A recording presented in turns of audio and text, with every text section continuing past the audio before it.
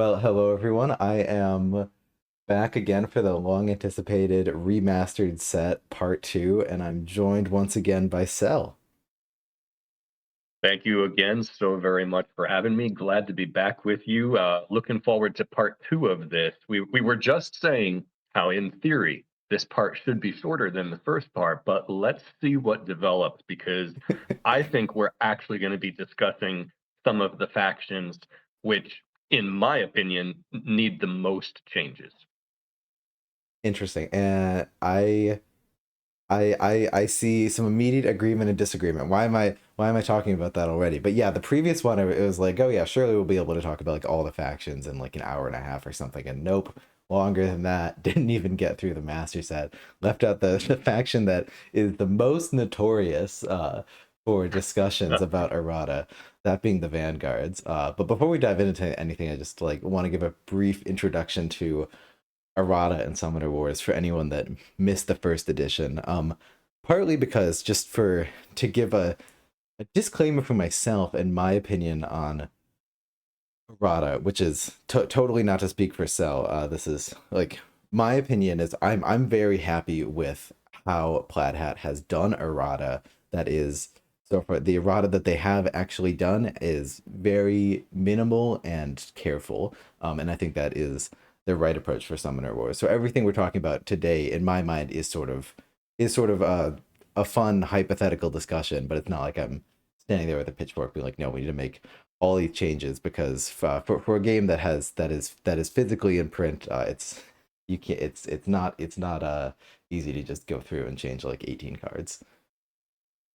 Yeah, I absolutely agree. And I think the key to what you said is physically in print. And that's not physically in print as in they're still releasing past product. No, they're still developing active product. For those of you Yeah. who are maybe fresh and new joining the Summoner Wars community, we have a lot more factions to go. And it's based on us. It's based on the fan support Hell yeah. supporting this game and making more factions possible. But because of that, it does make errata very challenging and very much like walking a tightrope because, yes, you are providing errata to something that already exists, but you are now adjusting a mechanic within the game, a particular card, that will impact and need to be weighted against product that still hasn't been released yet. So that is intensely challenging. So one thing I definitely agree with you on, Ben, is the carefulness um, Hmm. of releasing errata. I I think I probably fall a bit more on the side of I would like to see more errata, I suspect, than you would, more than we have seen. I do kind of have a hunger to bring some other cards in line. And something I know that we'll discuss today is if we absolutely had to only pick five cards, what would they be? Um, but at the same time, I don't think that errata should just be done without any testing. The key to errata is let's send it through the playtest group. And also, it can then be tentatively even released in the app, letting the broader community test it, see how it works before putting it in print. I think that's critical. Yeah, absolutely. Testing, testing, testing. And for anyone that's like, okay, wait, so is the I'm new to this. Is there any like official errata? Or is this all just unofficial? So there is a few there are four official changes that have been issued to cards so far. There's only only four cards that have been changed that have been officially changed in all of Summoner Wars. And to get that, all you have to do is click on this card update info. Um, on the app, and then this will come out, and this explains like what the process is for like testing cards. But everything here has gone through the full process. All these changes are in print. Changes are Sarah got 3 strength. Ice Ram can no longer affect Summoner War. I always say Summoner Wars when I mean to say Summoners. Ice Ram can no longer affect Summoners. Bulldog has 12 life, and also the timing was changed back to what it used to be. There was a mistake, and it's not worth discussing. And then Queen Meldaria also has a new ability that like units that are next to her cannot be shot, cannot be attacked through. Is it also moved through? Um, cannot be attacked through or forced. They can be moved through, anyways. But so that's those are the only changes that are official for Errata and Summoner Wars, and all of these changes in my mind, and Sel, I know you disagree with one of these, but all of these changes in my mind are very good ones and very well um and very well thought out. Like it's a single change that has a massive impact on balance as a whole. Like what you would want is if there is something that's like if there's a faction that's like very underpowered or very overpowered or in a way that is a negative play experience, you would want one very elegant change that like just reshapes the faction and takes it from something that's like say unfair to fair, and that's exactly what the ice ram change was. It took it from something that was just like, oh my goodness, this is overpowered, how is this in Summoner Wars, just one change to one card, and Polar Dwarfs became like an A-tier deck, totally fun, totally works.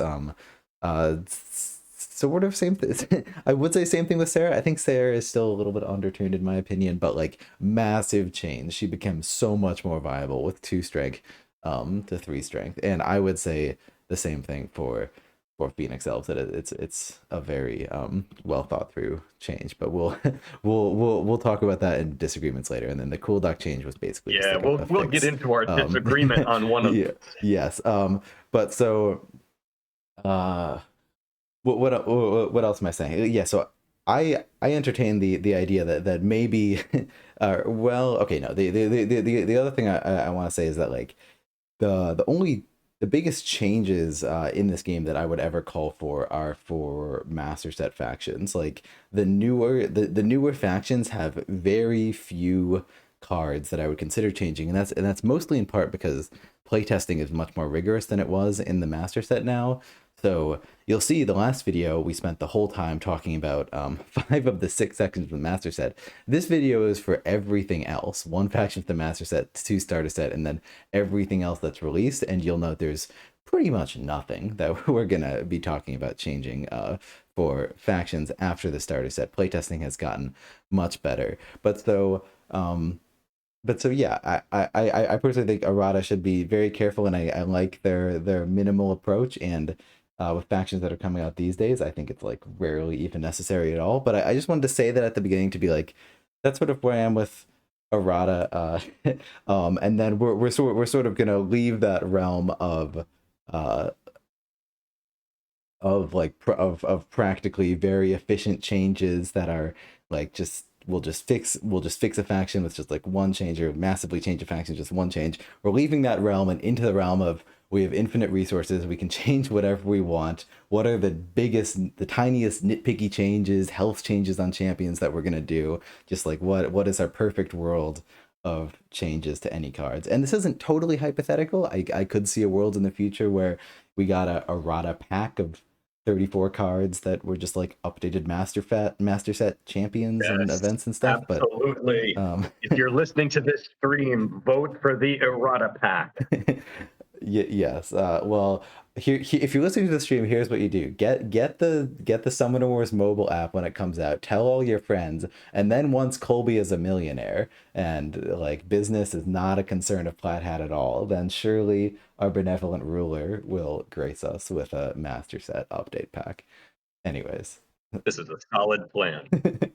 So that's the like 5 minute disclaimer I always want to give about discussions with errata. But I had a ton of fun talking about and just trying to think through like what tiny changes I would make to cards in our last discussion. So I am excited to get started. Anything else you want to say before we get to it? No, I think you've covered it very well.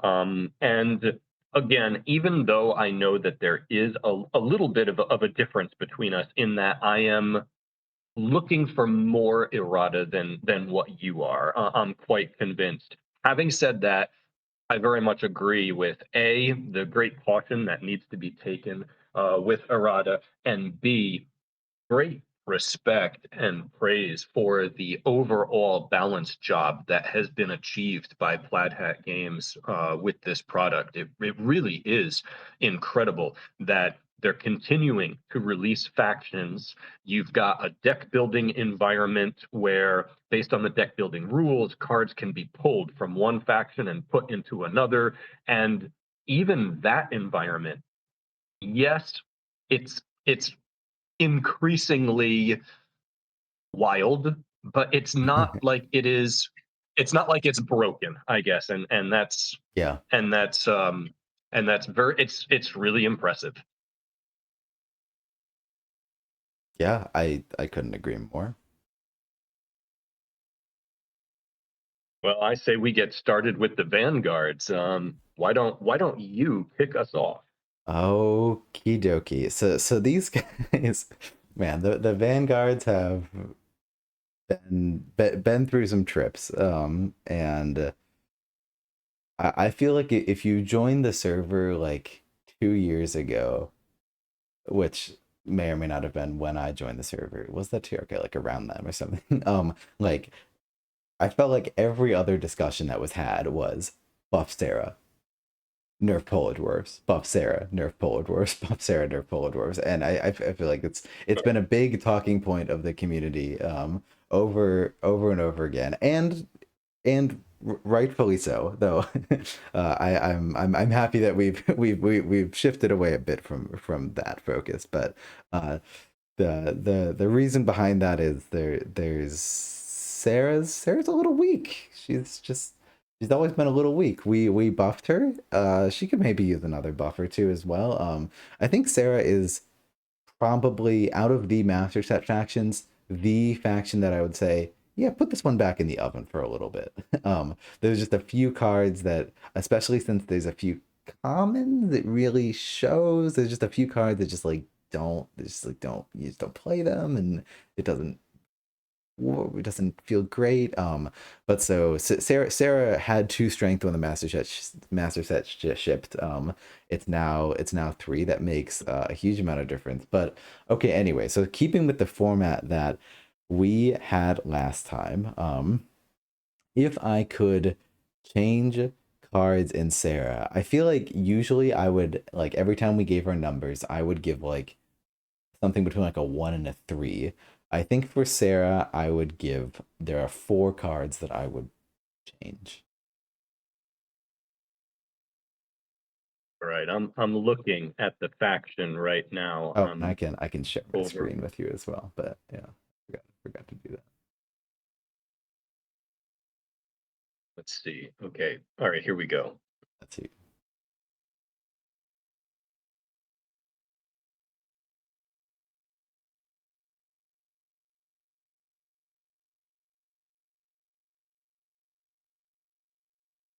Great. Okay, there we go. So how many cards did you say? I said 4. Wait, 5? I said 5. If I didn't wait, 1, 2, 3, 4, 5. I can count. I feel like I might have said 4, but I meant 5.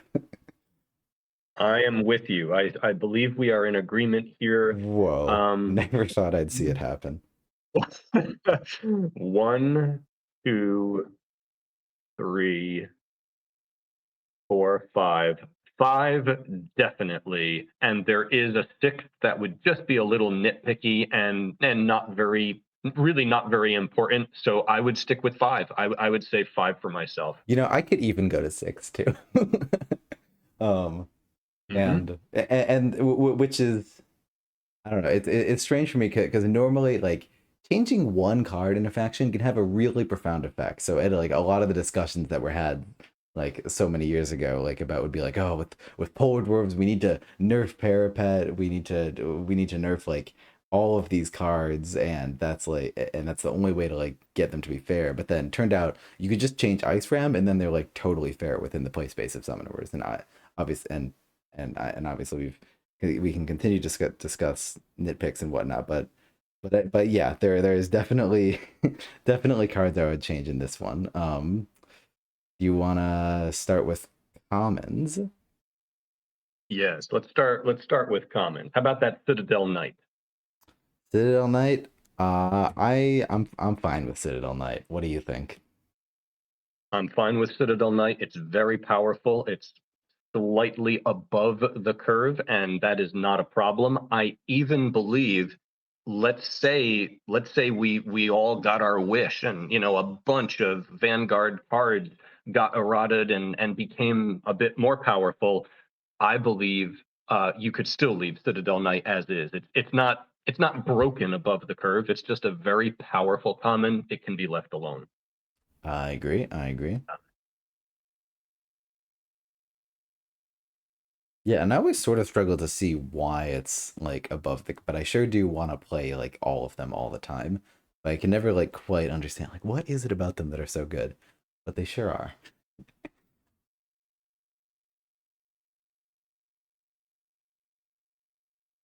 And okay, moving on to Citadel Archers. Well, that's an easy one. They probably stand out.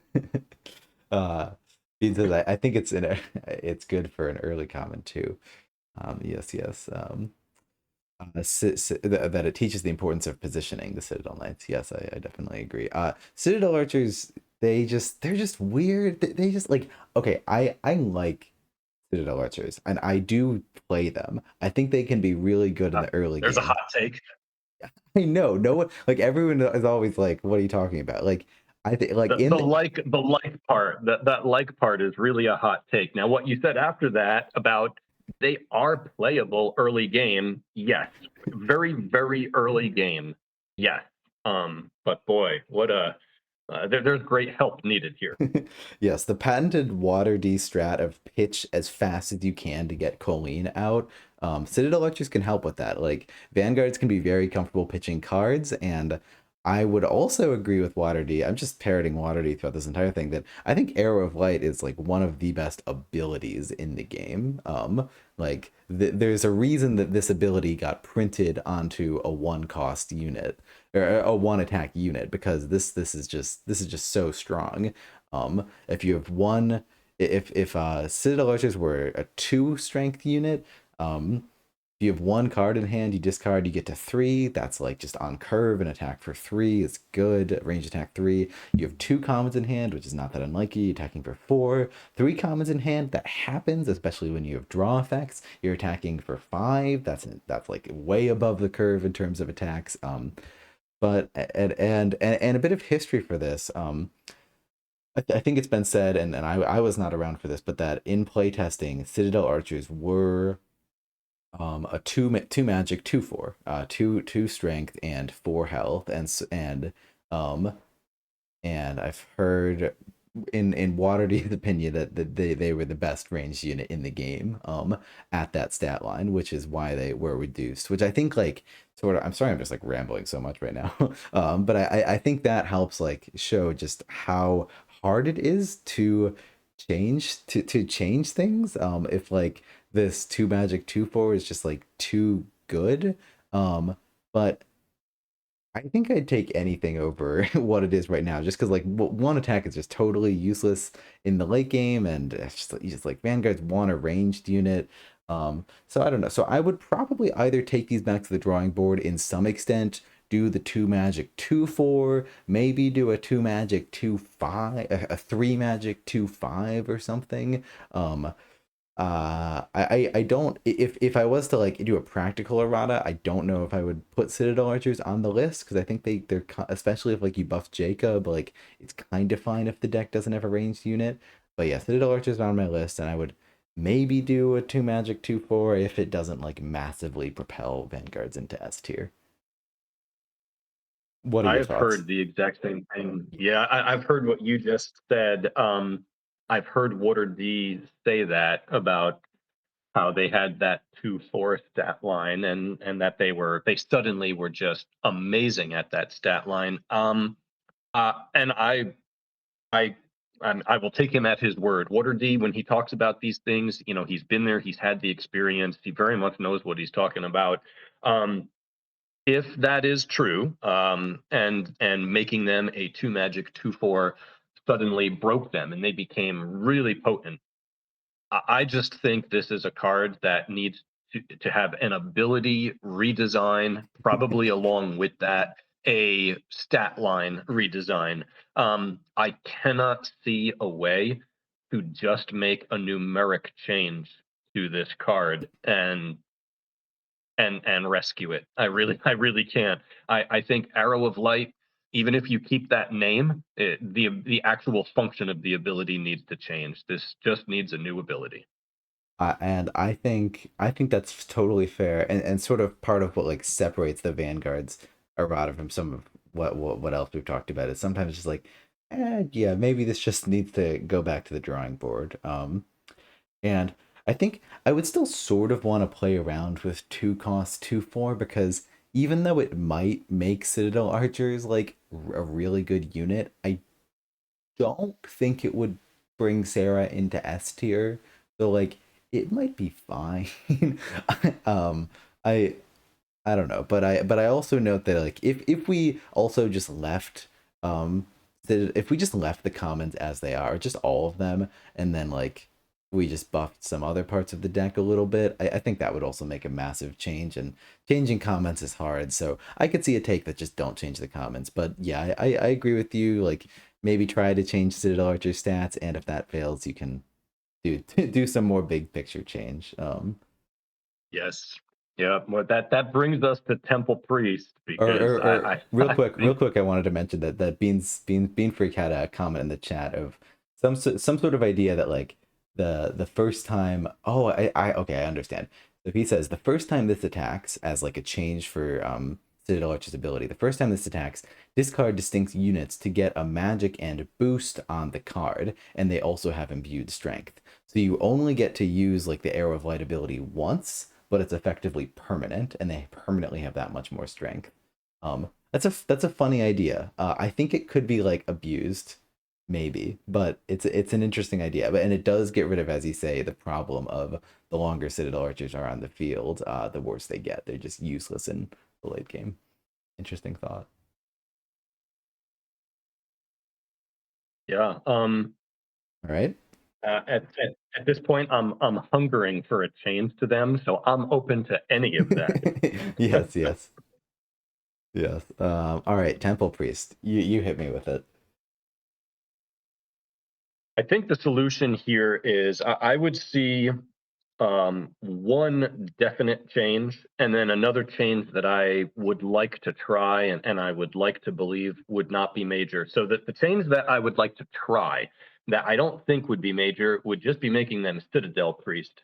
Um, I'd like to make them a Citadel unit. Maybe that would actually be too much for the Vanguards. You know, would it be that now that just all Citadel common units? But I would like to try that. And Interesting. then what I'm more committed to is the ability. And let's change that ability to something like after this unit attacks, you may remove 1 damage from an adjacent friendly common or champion for every special symbol rolled. Interesting. Interesting. That's what I would like to see. And this will then be, in my opinion, a quality 0/2/2. Well, I think that would make it quite good, not broken. Because again, it has to be a common or champion that's still adjacent. You still have to use an attack, but now at least you're using the attack to do what an attack tries to do, which is get damage on the board. And then if you get special symbols, you can apply those as healing to an adjacent unit. I think that's key. I think that's what this unit needs, and it would become a very good unit. That's a really interesting idea, and I have not considered it, and I like it a lot. And like my plan to talk about Temple Priest was I want to change it, but I don't know how. But basically, especially seeing the calls it the arbiter, the attendant priests in high elves.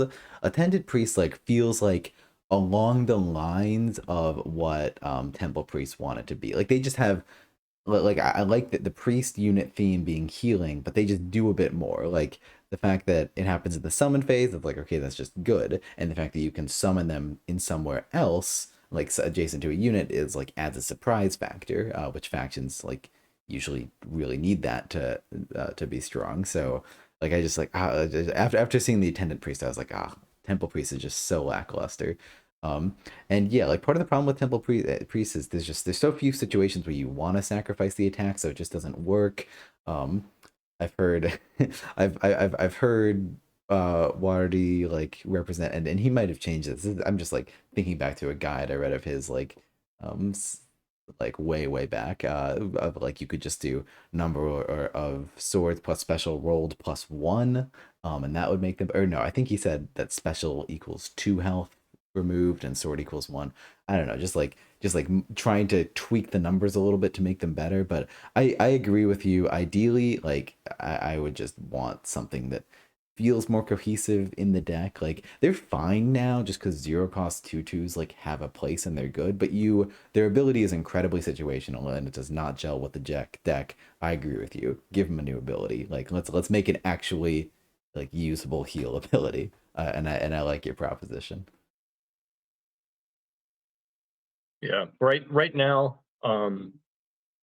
they're they're one of the worst zero cost in the game, I think. One of the weakest. I'm trying right now to cycle through in my mind the various zero cost. I feel like there's one that I think might be worse, but it isn't coming to my mind.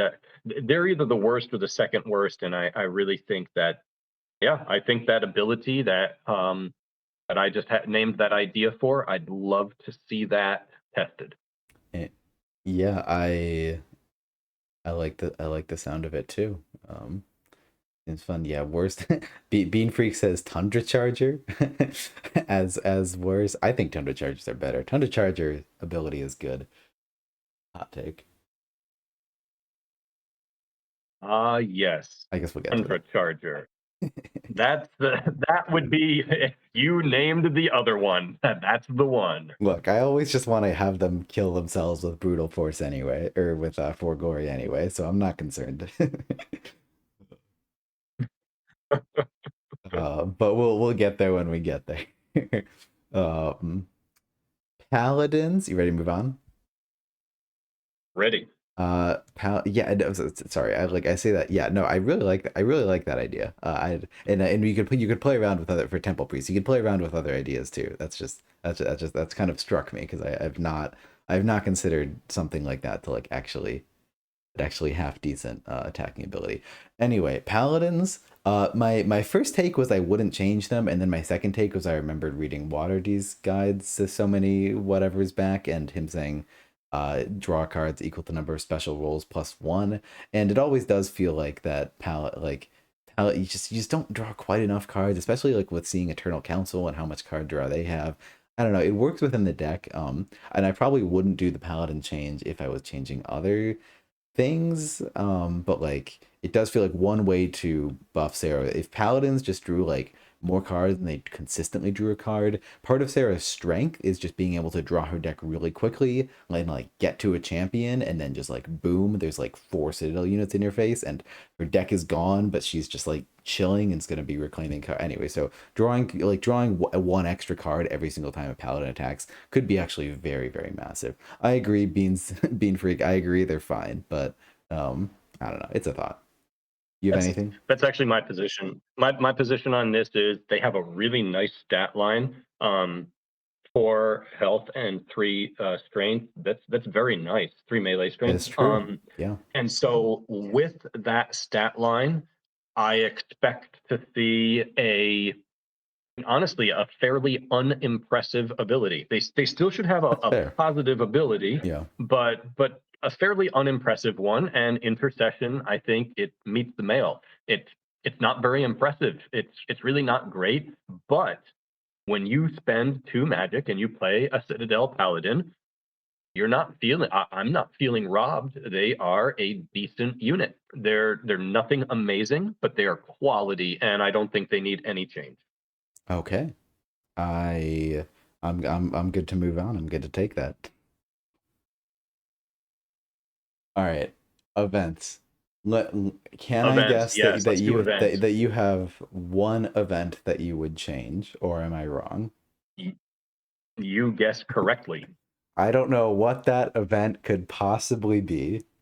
Just Surely we need to make no. changes to Renewed Hope. Yeah, I think I don't know. I think you should get like I think you should get like a summoning discount. Like you can just summon units for free that turn or something. Uh, I tell you, Renewed Hope ranks as, in my opinion, one of the most powerful events in the game. It's in my top 10 and one of the most coolest powerful events. events. Top 10 coolest events. It really, I mean, really, it's great for surprising your opponent. It's very difficult to play around. It's like, sure, your opponent knows that you've got it in your deck, but boy, it's difficult to play around. It's a lot of fun to use. It is very powerful. And where I think it actually shines right now, where it shines the most, and I hope this changes because I think this could change if the Vanguards get some errata and are brought into line. But right now, it shines the most in deck building. And you start to put this into Shadow Elves. Oh my goodness, with my namesake Selundar, flash stepping around the board and then summoning units in adjacent to himself as he's flash stepping around. This It's a really little rough. shines in deck building. It's a little rough. Yeah. There's some fun spots for it. I agree. It's a great event. And same with Guarding Spirits. Guarding Spirits like very much on curve, very powerful defensive ability, very tough to deal with, like which is like these two events like give me hope to Sarah. Like these two are great and they fall so much in line with what she wants to do. Um I love it. There's one, there's one outlier though, and it's like not even an outlier for any interesting reason. It's just costed improperly. Like it's just the value you get out of playing this card does not equal the value you put in, like almost ever. So you just always discard mass heal, except for in like some rare circumstances. So mass heal just kind of mostly usually unplayable. I think zero cost on this card would be fine.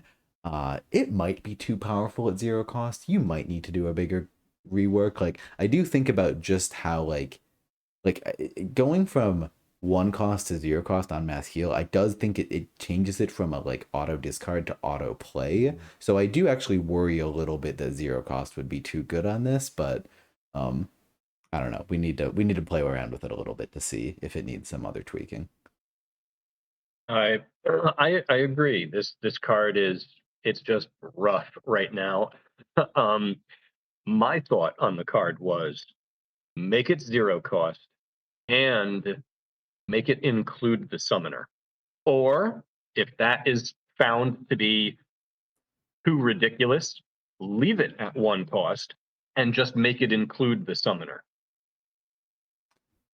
Interesting. That's an interesting change because absolutely removing 2 damage from Sarah. I mean, that sort of fits within the protection theme, like self-healing. It does. Um, It does. and that would like that is absolutely worth 1 magic. Especially for Sarah. So there you go. Yep. Um, So leave it at one match. I'm amenable to that. I would say put that through interesting. testing. Just leave the card and have it remove 2 damage from your summoner and each friendly common and champion within 2 spaces of your summoner. And now every deck that has the divine symbol would gain access to this one cost event That's a little and bit possible scary. healing on your That summoner. scares me a little bit. Yeah, and I could even see it being too good with that. I could also see it being like kind of. I mean, it sort of puts you in a position like similar to with Regenerate, where you almost want to damage your summoner. And it's a little bit weird because you want to have your summoner damaged and other units around you damaged, so it could still be kind of an awkward card to play. But I could also see it being too good. I don't know. It's an interesting. Bean Freak says Baron Daemar getting this would be the thing of my nightmares. Yes, it would be the thing of many people's nightmares.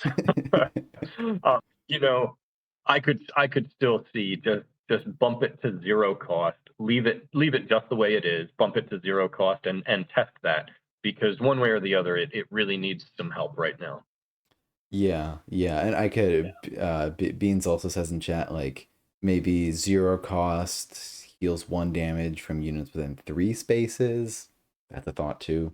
Could be good. I don't know. Yeah, yeah. We'd have to see. You would want to make what you test incremental. So you'd start with one increment and you would just change it to zero cost and give it rigorous testing. Give it a good while. Yeah, See how absolutely. it goes. I'm imagining right now that it's like it's in the app. It's in in available to the public even. See how it goes. And if the general consensus is it still doesn't feel very impressive. Then you do the next increment and you make it within 3 spaces of your summoner and see what that does. Yeah, it's funny. Like there was once a day where I was like kind of in favor of events in the master set being more situational and not always play. And you know what? I actually still am, and I'll still stand by that. I like, but it seems like there is a push with recent decks in particular to just like make all of your events really good. And that's not especially like now that I'm seeing the 2 most recent summoners, that's definitely not the case. You definitely discard events in those, but like for like everything kind of like I don't know Wayfarers, high elves through Daemar. It feels like there's just a push to just like events are good. And there's definitely a push in playtesting to like to not go to 1 cost on an event unless there is like no other path, unless there's like there's like this effect is just so good it has to be 1 cost. Um, absolutely, and things like it just bugs me just how good Damar's events are and how you just Oh play my all of goodness, them yes. all of the time. And so Yes. I kind of don't mind when like I prefer that I prefer decks that are like not quite so gelled perfectly that like that you struggle a little bit to play. I want there to be like some difficult decisions. Do you hold this? Do you discard it? Like some stuff that's a little bit situational. I don't want every deck to just be a well-oiled machine. I want to struggle. And maybe that's part of the reason I like Shadow Elf. So I sort of like there being some more situational events in the master set and whatnot. But yeah, no, Mass Heal definitely exceeds situational into like, oh my goodness, this is just a weak link. Yeah. Yeah, completely agreed. I also really like how you said all in the same sentence. I like to struggle. Maybe that's why I really like Shadow Elves. That is a beautiful sentence right there. I love I Shadow need that Elves. printed and I need t-shirts made. Ben 10 merch coming soon. Yes. Shadow Elves, I think, are my favorite faction, and I'm like not the one to have a favorite faction. I just they just vibe with me. I am But glad that my loyal legions vibe with you. shall we move on to champions? All right, champions it is. So we agree. Both of us agree. Only Mass Heal would be touched. We also agree on the commons, on the ones that we're choosing. Yeah, Citadel Archer and Temple Priest would be touched. This may be the first faction so far where you and I are in total agreement let's on the see if we cards to be let's see touched. if we can change that. So Valna to start, I can go with her. I haven't actually thought about how to change her too much, unfortunately. But my first thought is she seems like she'd be fine at 5 cost, and it seems like the deck kind of wants a 5. I don't like just kind of wants like a 5 cost that's just gonna like demolish high health units. So yeah, I would do 5 cost, and maybe she needs -1 health if you do that, but I honestly suspect not. Well, maybe because she does have I 2 abilities and they're I both com- good. Yeah.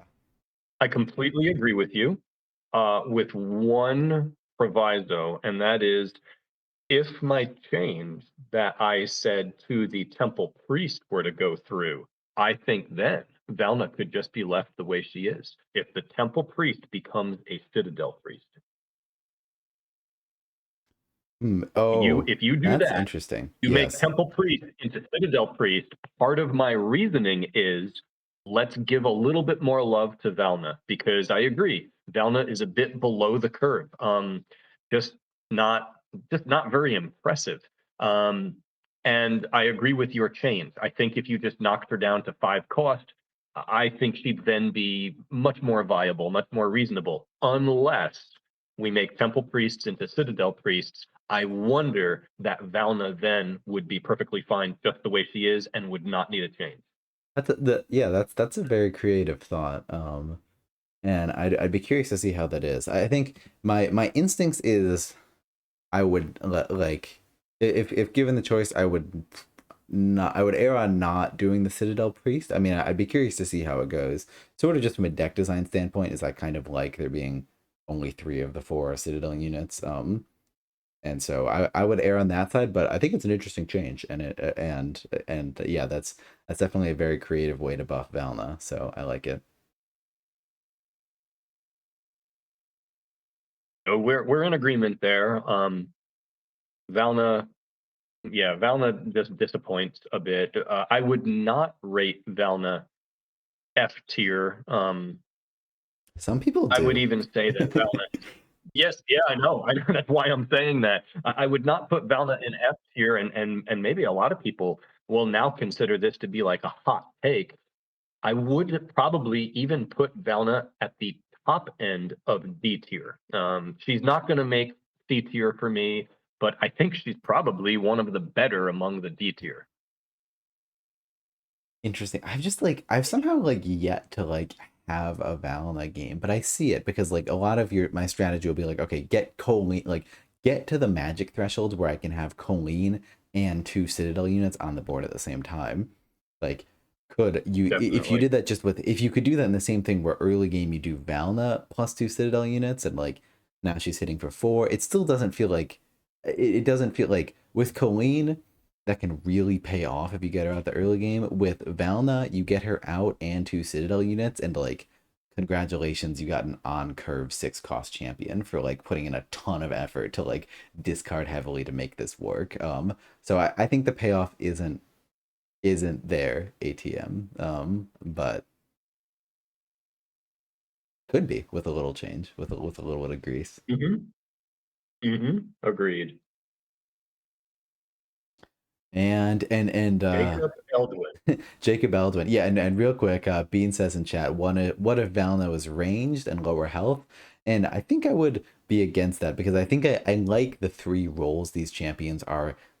I was gonna say fill, and then I corrected myself to are supposed to fill, where Colleen is the defense one, Jacob is the ranged one, and Valna is the big damage one. Like Valna is the one that's supposed to be able to sit there and like assassinate another champion if you need to. So I like that they fulfill three different roles. So I wouldn't do range, but Valna definitely needs some love. And That's a really good point. That's a really good point about the three different roles. You're right. I guess directly, I never thought of them that way, but yeah, you're absolutely right. And you know what? If Valna and Jacob were just a bit better, particularly Jacob, I think they would really shine as a trio where, yeah, Vanguards would suddenly have this great palette to choose from in a given game. Like, oh, I really need better defense this game, so I'm hoping for Colleen. Oh, I need that ranged game, so I'm hoping for Jacob. That would be a very cool feeling playing Vanguard to be kind of hoping for the one champion that you know will fit the state of the game that you're finding yourself in. yeah, absolutely. And I think that's what champions should be in my mind. There should be no such thing as a staple champion. They should all be like tools that could be very helpful in a particular game state that is not going to be every game. They all fill different Hmm. roles. So yeah, I like what the VG champs are trying to do. It's just unfortunately that's totally lost because they just don't do it. And we get to Jacob, who is trying his best to be the worst champion in the game. Unfortunately, kind of done in by Mini Mumway. I think Mini Mumway is worse, but maybe some people would disagree. So Yeah. he tried his best to suck, but not quite good enough. How do we fix Jacob? He's in the bottom two, that's for sure. It's For it's he sure. and the tree. How do we fix Jacob? I feel like this is another case just like the Citadel Archer. I really do. I think this is a case where a numeric change just probably is not going to hit the right notes. A numeric change, I just don't think it's going to do it. The first thing I would look at would just be reducing his cost, for a numeric change. But Yeah. then I don't think it's going to work. I think if you reduce his cost by one, it's not enough. I think you're kind of wasting your time, and it's not a significant enough buff, and he's still no good. If you reduce his cost by two, now I think you're playing with fire, that Yeah. maybe he might suddenly swing too good, and Yeah. so the ability has to change. I I think that's fair. And yeah, definitely a card I would consider full rework. I think before that I would try to keep the ability and see if we can tweak the numbers. I don't know if it would work. And fundamentally what we want here is just a good ranged unit in Sarah. And so if it's fulfilled by something totally different, that's fine. And you could also like debate like, is this what Jacob is encouraging? Is this an interesting playstyle, an interesting mechanic where like maybe if Sarah now has the ability to just turtle and go up to like 12 magic and is just hitting for 7 with Jacob or something, like is that Hmm. an interesting is that an interesting playstyle? I think it is. I think we should let Sarah be able to turtle with a ranged champion. That's fun. I love Targan. I love being able to suddenly turtle with a good ranged champion. Four cost feels like Jacob would be playable. Like I don't know, four cost, go up to 4 magic. You have a Maybe 4/6. I mean, maybe one more life. maybe one more life. Yeah. Well, I sort of I am wedded to like the duality of Jacob and Can you not play Ovi? Yeah, no, Jacob and Ovi. Like I like that they're both like fulfill a very similar role of like this like they're both a ranged champion that is a 2/6 and gains strength per every two of something you have. Just Ovi is better. Hmm. Talking to Vexer the other day, and he Yeah. said he doesn't play Ovi very much, which is sad. Um, but but yeah, Well, Obi definitely has this place. yeah, Ovi does. Jacob doesn't. I feel like Jacob at 4 could maybe like maybe it's good enough to just to now be able to like consistently hit the threat of being able to have something consistently hit from 4 with like a chunk of health. Yeah, maybe +1 health. I could even see that being good. I've heard the take of like keep Jacob at 5 cost and just increase his health. Sounds a bit scary. Like Jacob 5 cost 2/9. I don't know. Interesting. Hmm. Hmm. Yeah, I think really it would just be found that a purely numeric change isn't quite going to do it. I think Radiant Shot needs some iteration. I think you could absolutely be right. I think I'm a bit more naive, and I want to I want to try it a bit first, but I think you could 100% be right. Some a funny thought for it could be something like 0 strength, and it has +1 strength for every 1 magic you have. Now that does scare me a little bit because it seems like that could get into the realm of abusable. Maybe you need to cap that at 6 or something. Because like then you could just have a 15 attack Jacob. Yeah, that's probably not something you want to print. I don't know. That sounds fun though. um, You do raise an interesting point. Something I hadn't thought of though is, we already have the precedent established for increasing strength, but yet setting a cap. So that could be something. Mostly we see the cap as +5, but then Celeste mixes that up a bit, and uh-huh. we see Celeste setting a different cap with +3. It's a possibility. Um, I would be open to testing so much for Jacob, and you just named something that I hadn't even thought of. I would be open to testing that. Drop his strength down to 0, and give him some kind of text that says, this unit has +1 strength for every magic you have to a maximum of +6, something like that. Yeah. I honestly like the more I think about that, the more like even that just seems like I feel like Jacob could easily become an autoplay because like for the Vanguards to have like you just kind of play Jacob early and then like for the Vanguards to have 6 leftover magic, it just really isn't that hard. Like this could really just come into the territory of just always play him because a 6/6 ranged is in fact very good. Um, I don't know. Yeah. Interesting to At talk that point, about. you may actually need to nerf his life. Yeah, Beans has an interesting idea in chat that is so Jacob, I think, current magic, current life, but strength 3 strength with a new ability that is like +1 strength if your summoner is adjacent or if the summoner has attacked this round. That's interesting.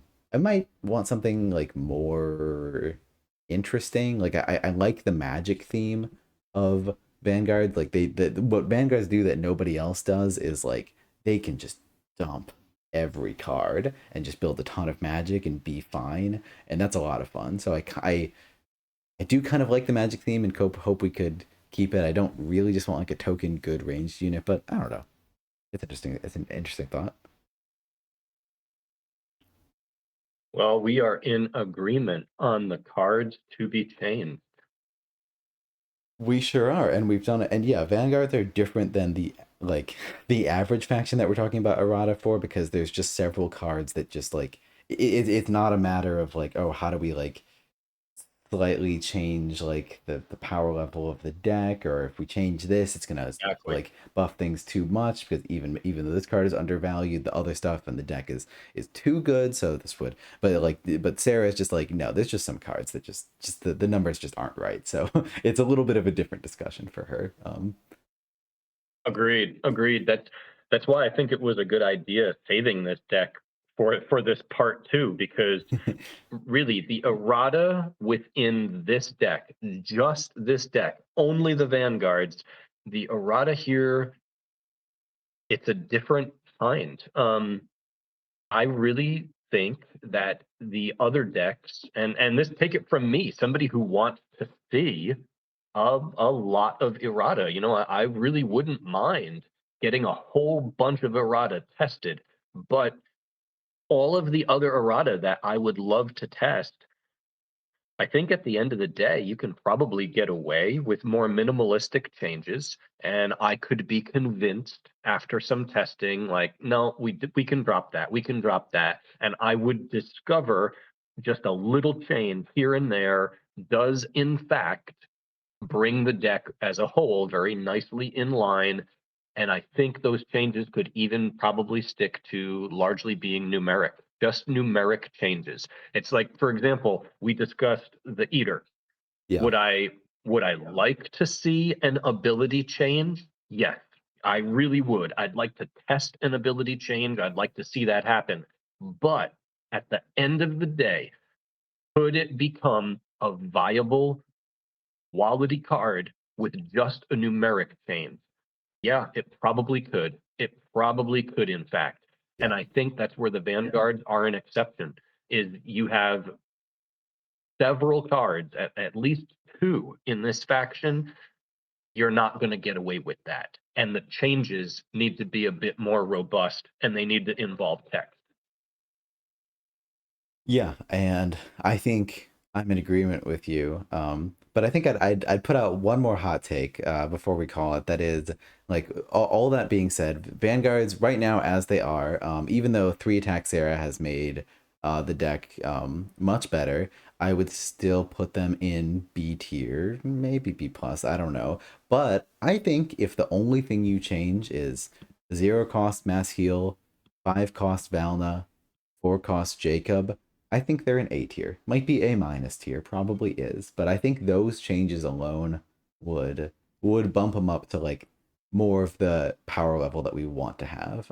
That's even without touching the commons that sort of demand bigger reworks. I think just like just a little bit of numbers could, yeah, that's a hot take, and that take could be wrong, but I thought I thought and I would prefer a more significant, some more significant changes, or like at least change one of these commons to do something more interesting. I don't know. That's the hot take. Yeah, at bare minimum, change the Citadel Archers at bare minimum. But boy, if you start with the Citadel Archers, then you've got to finish the deal. And then we got to touch all these other cards that you and I mentioned and Yeah. really save the day. Yeah, but I really could see you buff all these things we've talked about, Citadel Archers, Priest, and all this. Like I could see Vanguard becoming too strong. I could see every so like you would need to be careful. And I am one of the few lonely defenders of Citadel Archers. I like them. I have fun with them. Sometimes when I draw them early. You you should deck build them into Shadow Elves and then really have a blast. I've seen some of those games. You know, one of the deck builds I've had fun with, and like it's bad. It's definitely like a B tier deck build, but you put them in Edia and you have Mind Knights copy them. It's a Yes, lot. okay. It's a lot of fun. Actually, no, it's such a me. Okay, can I find this deck? Like, when was the last time I You mean played? Yeah, go ahead. wait, do you mean Mind Witches? Yes, what did I say? Mind Knights. That was incorrect. Uh, yes, no. So mind witches copy Citadel Archers because 3 attack and the ability of going up is quite insane. Now, unfortunately, mind witches do have like better stuff than that. Like just copying like Arbiters of War and stuff. But gosh darn it, where's the deck? Anyways, okay, here it is. Is this it? Yes. This deck is so fun. I know we're doing a thing. Like I had a ton of fun with this deck. This deck, you can just draw your entire deck, like the game plan of this deck, and this is totally off topic. And it's been like months since I've played it. You draw your like entire Right. deck in 3 turns, and then you just play all of your champions, which are at the bottom of your deck because you buried them. Hmm. So you Hmm. just burn through your deck as fast as possible with Mind Witches copying archers. You play Seek, you persist Seek, burn as fast as you can, and then have Katu out by like turn 4 or something. It's a ton of fun. I love this deck. I love this deck build. You know, I'm gonna have to copy that over from you. That looks pretty cool. Uh, but we should keep going here. And so we said after we finish the master set, we would move on to the starter. Um, Hmm. you wanna go with the thing that you want to take a breather hit here and talk about Grognak? Yeah, you know, I like the way you word that. It's like you realize that the Phoenix Elves are not going to be a breather. I've heard some of your takes before, and I'm ready. I'm ready for it. I'm bracing myself. That's good. That's good. So our breather will be with Grognak. What would I change here? I see. Let's see. I'm counting up right now. I see 3 cards that I would want to change. And I think I am pretty set with Grognak. I see 1 card that I would want to change. Okay. I do think our 1 card. I think your one is going to overlap. I'm going to guess that it is the Tundra Charger.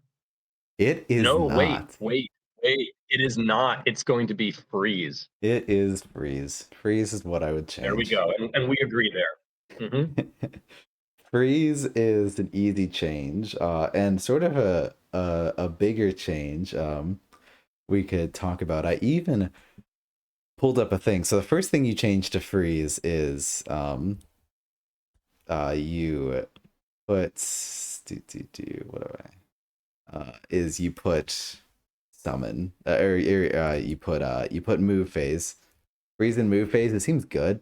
Like it's just you just get to use it more if it's in the move phase. It fits Grognak's game plan. Go up, like have your opponents like stuck in a certain row, and you're able to get the field. I also want to change freeze. So we're putting it in the move phase. I also want to change it so that it does more. Like having no abilities, cannot move, attack, be targeted by an attack, or forced. It does a lot, but there is just too many ways around it. Too many like into darkness and Mm, returning it yeah. to hand and um I can't even think of things like you can still. Oh goodness. What are all the ways you can get around freeze?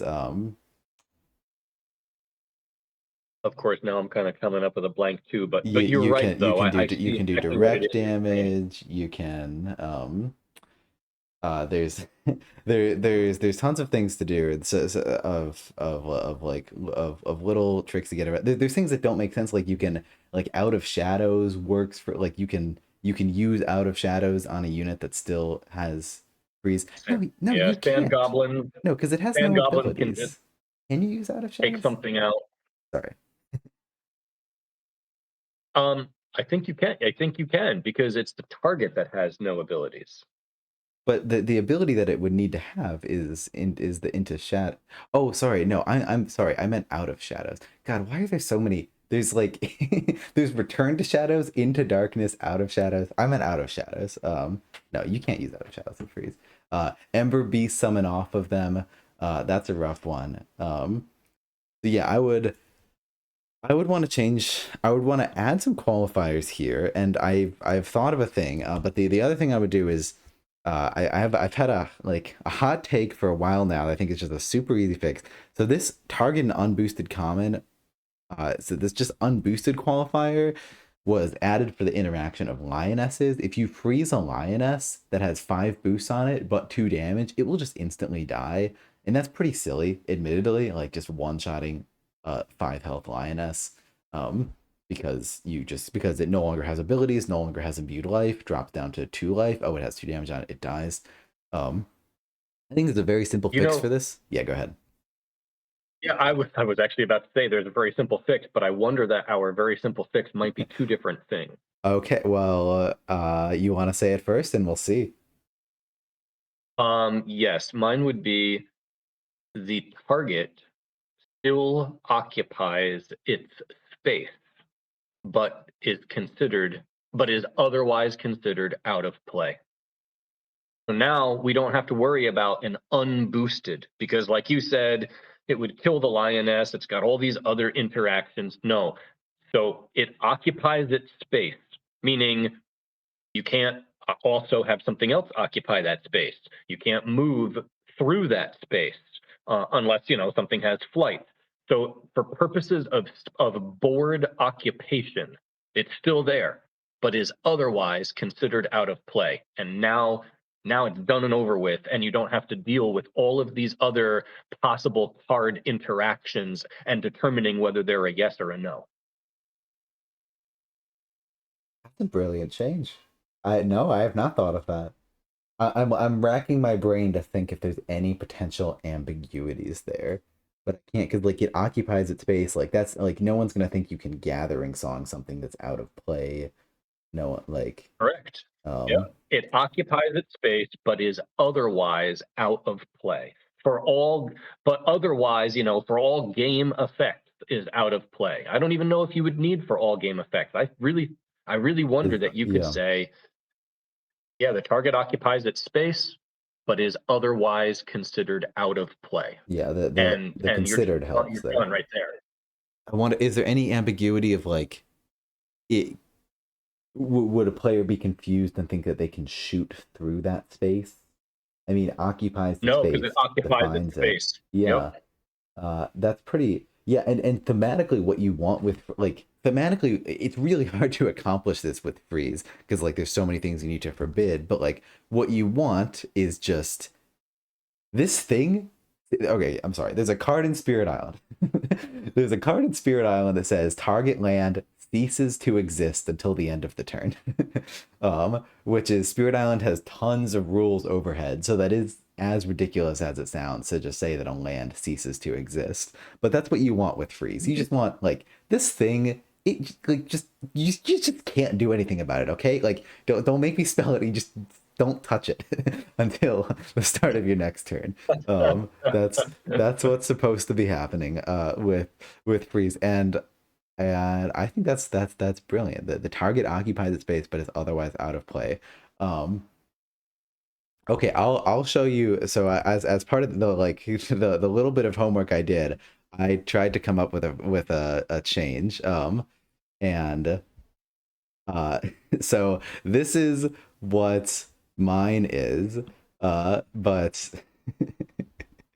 but yours is better. So but mine just like tried to account for more things. So the unboosted thing, I said, can still target a common that's boosted, but you just um if the target is boosted, it won't be subjected to the has no abilities thing. So which we're chilling on that regard. Um, I think you'd have to also add be forced. You don't have that proviso. It cannot be forced. how did I forget about that? That's so obvious. There's so many things here, but yeah, we have move, we have attack, we have be targeted by an attack, we have can't be damaged. I don't think I want Ember Archers pinging it. Can't be placed, so Mhm. like that's for like Gathering Mhm. Song and like Maldaria's ability. Um, And also now that's going to be that's actually going to help with Titan's ability. Titan, yes, Titan places in adjacent structures, also adjacent to it. Correct. So, that would be something else that you would have to account for, and you've accounted for it by saying it can't be placed, meaning Titan could not interact. He couldn't use his ability on that unit. Yes, yes, yes. Um, You'd have and to add forth, though, to the word salad. definitely have to add force. There's more space, so force fits in there. And removed from the battlefield, that gets rid of all cylinders wackiness. Can't into darkness it. Can't bounce it with into shadows. Why are there to the shadow? Like what? There's so many. I can't. What is Cylinder's ability's name? His ability Return to name is shadows. Return to Shadows. Okay, and I was thinking Blood Magic. Um. But it's also like prevents like you can't like if you freeze an Ember Beast with 5 boosts, it can't be you can't play Monstrosity on it because it can't be removed from the battlefield. I think it's a little bit like the like you can't is a little bit iffy in terms of rule wise. I like what I like. Bean says I like yours, Ben. I mean I need to think about. I need to think about what you said a little bit more, Sal, because it's possible I feel like I'm gonna wake up tomorrow and be like, oh no, this totally has this rules ambiguity that wouldn't work at all. But as far as I can tell, But there's also the possibility it's pure genius. there's also the possibility as I mean I can't so the target occupies its space but is otherwise considered out of play. I think You got it. I think that sounds wonderful. That like that seems to it's intuitive and I think it accounts for everything. I like it a lot. Let's see. Is anyone saying anything in chat?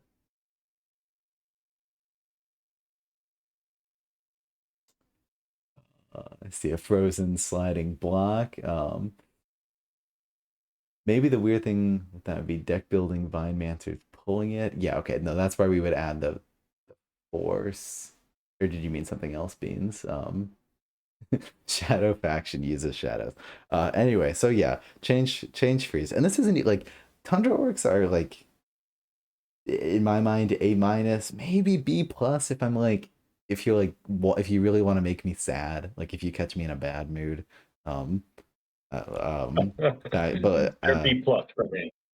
yeah, this like because I really like them and I don't want to change, which is why my number was 1. And the only thing in the deck that like feels like out of place is freeze. You kind of just auto discard it because it doesn't do what it's supposed to do, and it's in the summon phase. So how do you use it? But so I'm a very big fan of Tundra Orcs overall, but I'm curious to hear about your other 2 changes. One of them is going to be really hot, so I'll save that one for the end. My second change is going to come to the Tundra Charger. Um, All right. it's it's really subpar. This is a card that I would also put D tier for me. Um, the change I'm about to propose, I still don't think this change would actually make this card really all that good. It'll just make it a bit better and maybe move it to C tier, maybe C plus. I would make the change.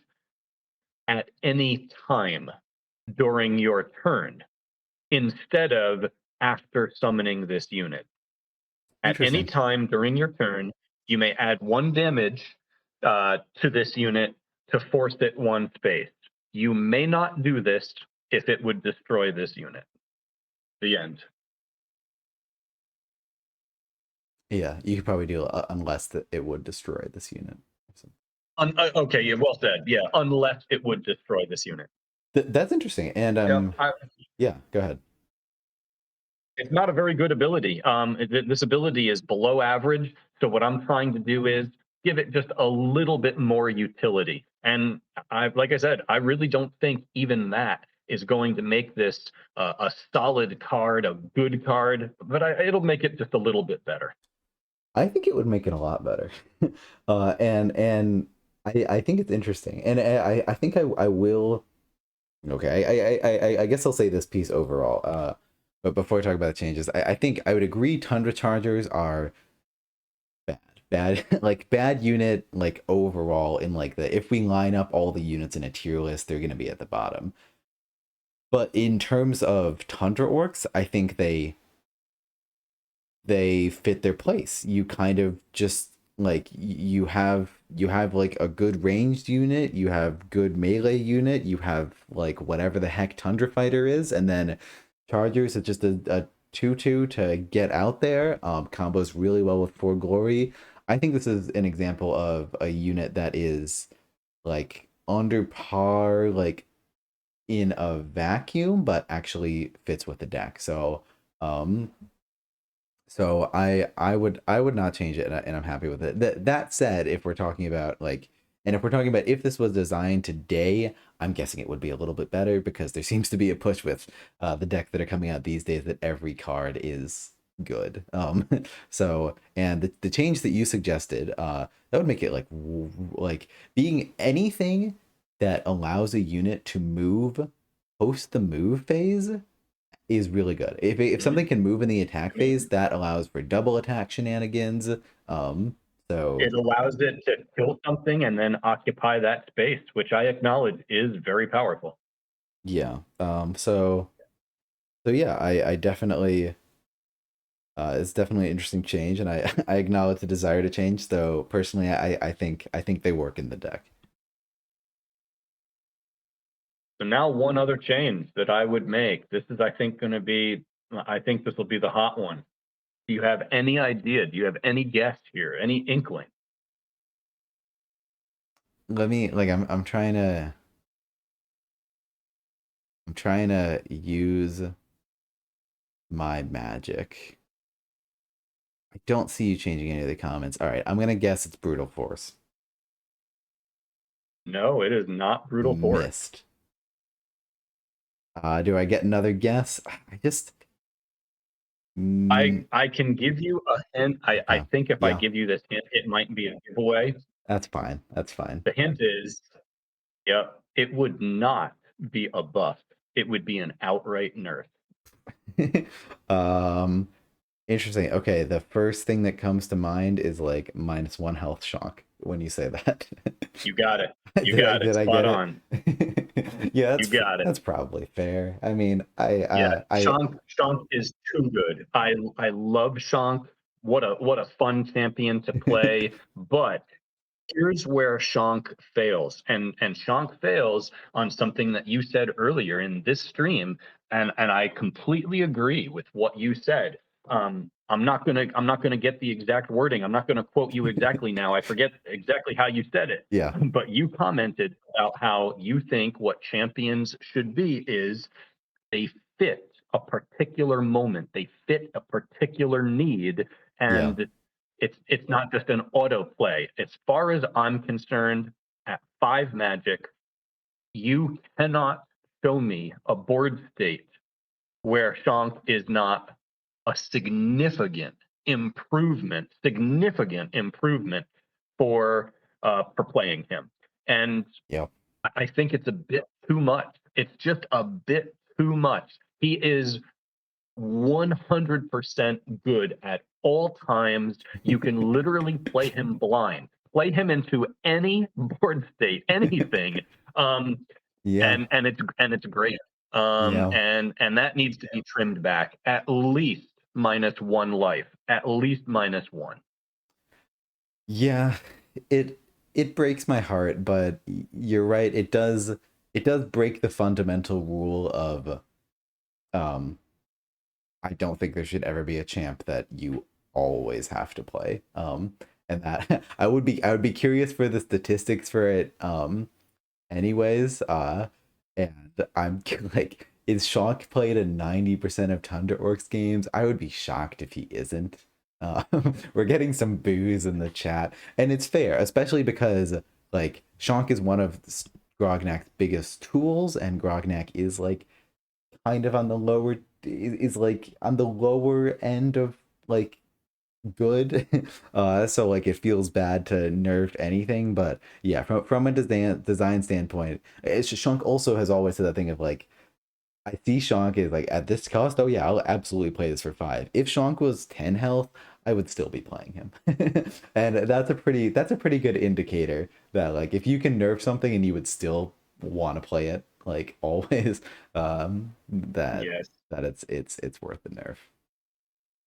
Yep. Yeah. And I can even agree too with those the sentiment right now of the booze. I can agree with those booze. I get it. He's a lot of fun. He's fun to play, but just like, the editor of a movie has to go into that editing room, and things have to hit the editing room floor. You've got to cut some scenes out, and it Yeah. might be a great scene. The actors did an amazing job. The wardrobe looks incredible. The lighting is perfect. It still has to go. Uh, I think that's what we have with Shank is, boy, the lighting is perfect. The actor is amazing. The scene is perfect. It still needs to be trimmed for the overall health of the deck in the game. I hate it, but you might be right. Oh, we we have some takes in chat. We have Fury should work with Shonk.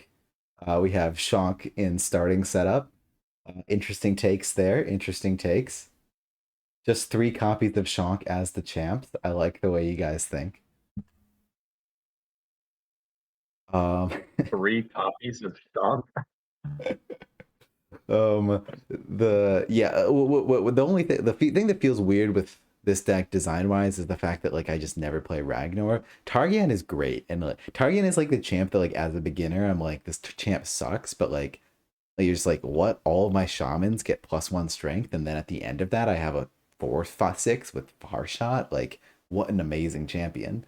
I love Tarkin's amazing. I agree. Amazing. Love Targan. Ragnar doesn't get played, and that makes me a little bit sad, but like I don't really care. But if Shonk got -1 I health, I think completely agree again. yeah. Hmm. If Shonk had -1 health, I think Yep. Ragnar would see more play just because he's not being utterly eclipsed. So it's a fair take. And once again, yeah, we're back to the health of the game. So Shank, yeah, I would put high importance on that. I really would. I would want to see Shank get -1 life, and I think Oh my the goodness. health of Tundra, the health of Tundra Orcs in the game will improve. You're gonna have some pitchforks coming after you. It sounds like the life of Selendar. Her grata has, oh yeah, very true. Her grata has in chat. Sometimes you don't cut scenes and you just have a 4-hour film, and that's okay. Yeah. Yes, maybe the director's cut. But yeah, I think that sums it up for Tundra Orcs. Anything else? That will be all for Tundra Orc. Now we move on to the really juicy one. You've been waiting for this, Ben. This is the Oh one you snap. really wanted. You've I really wanted to hear my thoughts on this. I am ready for it. And I've heard some of your I think I will simultaneously like agree and sympathize, but also unfortunately disagree. That's my prediction. But let's hear it. Let's begin the tirade on Maldaria. All right, let the tirade begin. So about this errata that came out. Yeah, okay. What about it? You have any opinions about this? You're a big fan? Yeah, I just might. I just might. Um, I am very opposed to this errata that was released. Let me say this first. Do I think it made Phoenix Elves as a faction more powerful? Just if we were to just do a raw measure of the power and the viability of the deck in competitive play, yes. Yes, I think the errata improved that. It improved their power level and it improved their viability in competitive play. So if those two factors are the only factors that a person would want to evaluate the errata on, then the errata that came out for Maldaria is right on because it accomplished both of those things. Where I think it failed is in the fun factor. And the reason I say that is a major fan of deck building. And when Obsidian Dwarves were released, I think everybody was very aware. It was so cool. I remember when Obsidian Dwarves were released, it was like, oh wow, more Ember units. This is this is so cool. Not to mention the artwork. Kudos to Martin Abel on the Ember Demon. He even tied in the symbol on its chest to being the same symbol that we see in, I believe, the Blood Summon artwork for the Fallen Seriously? Kingdom. What the hell? Yeah. Have you noticed that? You have not noticed that. All Uh, right, let's see if we can get those two cards up here. I'm about to blow your mind with this that's revelation. Look at that. wow. What is that symbol Look at even though? that. That is definitely the same Well, symbol. Like yeah, it's just, the means of summoning something. So here we have a demon that is summoned, and look at that. Martin interesting. Abel doing a nod to that artwork. Beautiful. Um, I wonder if so Colby noticed. No. so we have when this faction was released, it was such a tribute. It was such a service to deck building, clear service that you've got Ember Demons, you've got Ember Guards, you've got Devora, all of whom now are great synergies with the Phoenix Elves. Um, Devora very much had a place. He And had a home and in, this is in the for Phoenix. anyone that's new. Maldaria used to have the ability Momentum that was after this unit attacks, it gains one boost, and then you have to spend one boost in order to call a unit at the end of the attack phase. But the errata has removed that in favor of getting more card space, so we could add Save the Queen. So I believe that by the errata removing the boost generation, so much fun factor was lost. Um, yeah, I think fun factor really took it on the chin because now you'd never build in Devora. It's out of the question. It's kind of ridiculous. You would never build in Ember Demons because there is no way that Maldaria can afford to spend life on summoning that unit. He would need to spend boost. There's no boost generation now.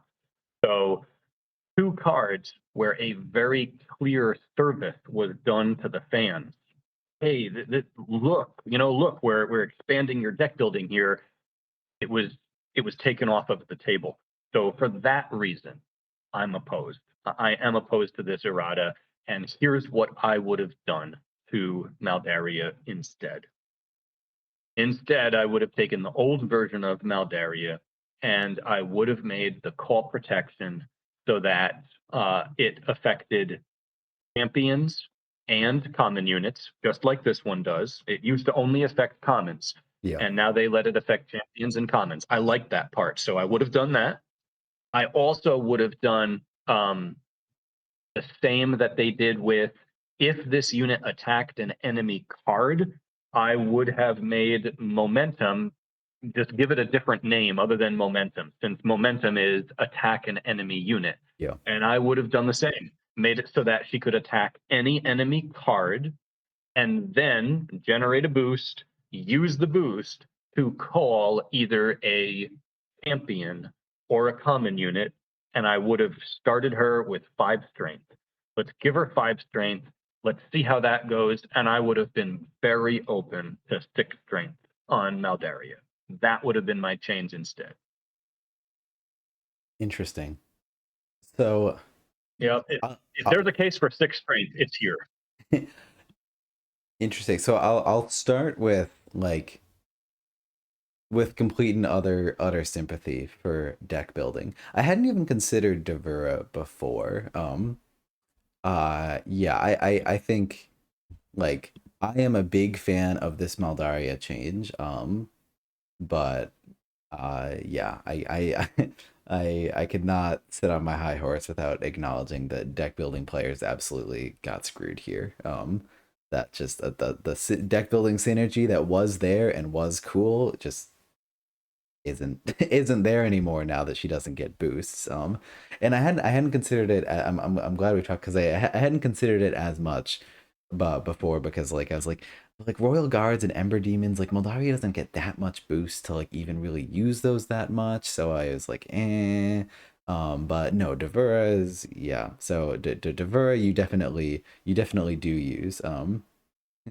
Agrada says it takes 3 turns to get Devura online though. Okay, I mean, and I never played with this pre-playtesting, but or pre-change, but Devura can just sit in the back accumulating boosts. Like she can just sit in the back, like and so even though it takes 3 turns, uh, so yeah, is that so like, and, but that is a fair point that Devura does take a while to wind up. That like that these synergies with the boosts, they aren't even like crazy synergies. It's it's Agreed. um It's the but fun factor. It really is the fun factor for deck builders. yeah. Yeah, and hearing you go through that, you made me a little sad that that is gone, that you can no longer deck build these Ember units that involve boosts. That's something that was lost with this change, and I think players like yourself like vocalized this when this change was being considered, and I don't know exactly what happened, but I think something like Plaid Hat responded with like, we hear you, but we just can't fit it on the card. We can't fit the Save the Queen ability, which in my mind is crucial. We can't fit it with the momentum. So I'll talk. I'll start to talk more about why I like the Maldaria change. But um, yeah, it sucks that the boost thing doesn't work with deck building anymore. I totally hear that and agree. Sad Maldaria. Mhm. Um, So yeah, that would have been my change. And then definitely some changes among the champions. yeah. Um, I can I can mention briefly that I think Save the Queen is a very important part of the change. That like what Maldaria was really struggling with was units that could just rip apart her blockers, just like decks like Shadow yes. Elves. I mean, Shadow Elves can still do it, so like I guess that wasn't fixed. But now she has a much better like Maldaria against Skyspear Avians used to be death. Maldaria against Polar Dwarf used to be death, and but part of that's the Polar Dwarf nerf as well. Maldaria against Cloaks used to be death. Maldaria is now playable in all of these matchups. Imagine Maldaria against Muglug, where Vine Mantis could just pull the blocker. Like like Maldaria just like did not work against like half the decks. Like she just was hard countered. And so Save the Queen, in my mind, like just really made the deck cohesive and work again. And I would say that the 4 strength is an important part of it, and also the 9 health. Um, I think I would disagree with you. I think Maldaria, more than any other summoner in the game, can consistently attack always. Like can consistently attack every single turn. If if Maldaria attacks like every turn, if you get value out of Maldaria every turn, it's a winning game for Maldaria. An active Maldaria is a winning Maldaria. So much of your game plan is just about using this 4 attack value, and getting value out of that. Something like a Buashi, even though I would nerf him as well, like a 5 strength that has the downside of like there's no easy way to retreat or defend yourself. Like there's a limited amount of times you can use that 5 strength because you're gonna be punished. Maldaria, the deck is built around you can consistently get this value if you play well, if you defend yourself. And so because it's built around that consistency, I think 5 would be too much. I think Maldaria would be overpowered at 5. And I absolutely could be wrong about that. But that's my take that 4 strength is an important part of it. I agree that the Save the Queen, the point you made was, how Maldaria can just get wrecked without that Save the Queen, stuff can move through. I agree with that. But in my change proposal, Yeah. he's still not getting Save the Queen. So because of that, he is extremely vulnerable. And something that I saw a lot of was suggestions for her to have even just one more point of health and go up Yeah. to 10 health. And I was always opposed to that too. My argument always was the same thing that makes Grognak cool just for having 14. Maldaria is cool just for having 9. He's the only one with 9. He's the only one at 14. There's something cool about that. There's a cool factor. Let's not take that away. Let's make her very fragile, but now you've got to give her tools in other areas. And so one of those tools, Save the Queen, in my version, I'm not even giving her that. So Yeah. I'm saying she needs to be able to liquefy whatever gets close. So let's at least go to 5 strength. And you're right, she is attacking all the time. A Maldaria that's attacking all the time is winning, yes. So let's give her 5 strength, and then let's make some other changes. We need to look at some other changes to this deck. Again, keeping in mind, in my world, Save the Queen is not a tool of hers. Oh. Um yeah, I think I think that's a different road and and there's um yeah, and then there's a discussion for like the benefits and drawbacks for each. I think I prefer it with 4 and Save the Queen because I think that is better gameplay. I think it's a more consistent strategy and less swingy. I think Maldaria, if we didn't have Save the Queen, I think like the Sky Spirit, like the matchup that can consistently shoot through like Sky Spirit Avians, I think would still feel like massive uphill battles, but just kind of swingy because you can also just like hit really hard out of the gates. And I think the factions that like Save the Queen is irrelevant for because they have nothing to shoot through or force, I think Maldaria would suddenly become very overpowered. Like especially at 6, like imagine her against the Vanguards or something. But it's an interesting idea, and I think it's just two different roads. And I prefer this one for design reasons. But and I'm not a huge fan of increasing the strength, but at the very least, I am like 100% there in sympathy that it sucks that deck building that got screwed, that we can't build in the boost Ember units anymore. Yeah. Agreed. Now, speaking of Ember units, let's take a look at some critical changes to one of the champions. And let's start with Fire Drake, which should not be Fire Drake. Part of my errata would be this card becomes Ember Drake. Interesting. That's, I mean, it's a little bit of a no-brainer now that you mention it. It becomes Ember Drake. It gets +1 life, and Fire Breath bundles Far Shot. Hmm. Fire Breath. So like Fire Shot is within Fire Breath. Correct. It Yeah. would get the text. This unit may attack through units at +1 range. However, the wording would be applied the cleanest. But basically, the effect of Far Shot would get bundled into Fire Breath. Fire Breath would keep everything it has. It would also get the effect of Far Shot. The Fire Drake becomes Ember Drake, and it gets +1 life. Yeah, I think that's a very interesting change. I think I'm actually like instinctually, I actually think that would be too good. um And I could be wrong about that, and that's the sort of thing that be refined in testing. But far shot, I think, is a very valuable ability just to like turtle and just snipe down a line.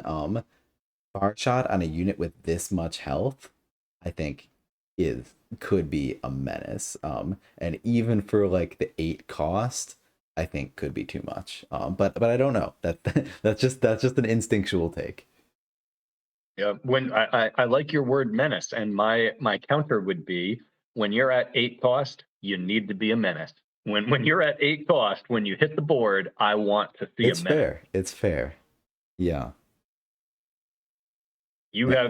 have just crippled your economy so much to get this card out. It needs to not only be balanced with its stats, it needs to be such a quick board state change in your favor because it needs to make up for the ground that you just lost economically. Yeah, I think I'm with you, but a little bit tempered, a little bit below the absolute menace, and just maybe a normal menace or something. Um, but yeah, I think I'd agree. I would tweak Fire Drake. Something interesting is I think with so with the Maldaria errata, she was also given the ability to, I guess we could have said explicitly, like other than save the queen, she's also able to call a unit after attacking a structure, which is great against like factions like Polar Dwarves, but also is now able to call champions instead of just commons, which we did mention. And I think that goes a long way to just buffing all of her champions, including Fire Drake. Um, Fire Drake is now, I think Fire Drake went from unplayable to playable. And maybe not, maybe it went from playable but like not that good to like playable and like actually kind of good.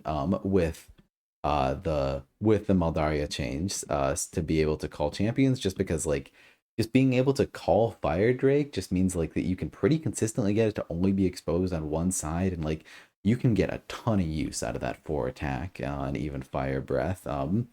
I would agree. Still like so still overcosted.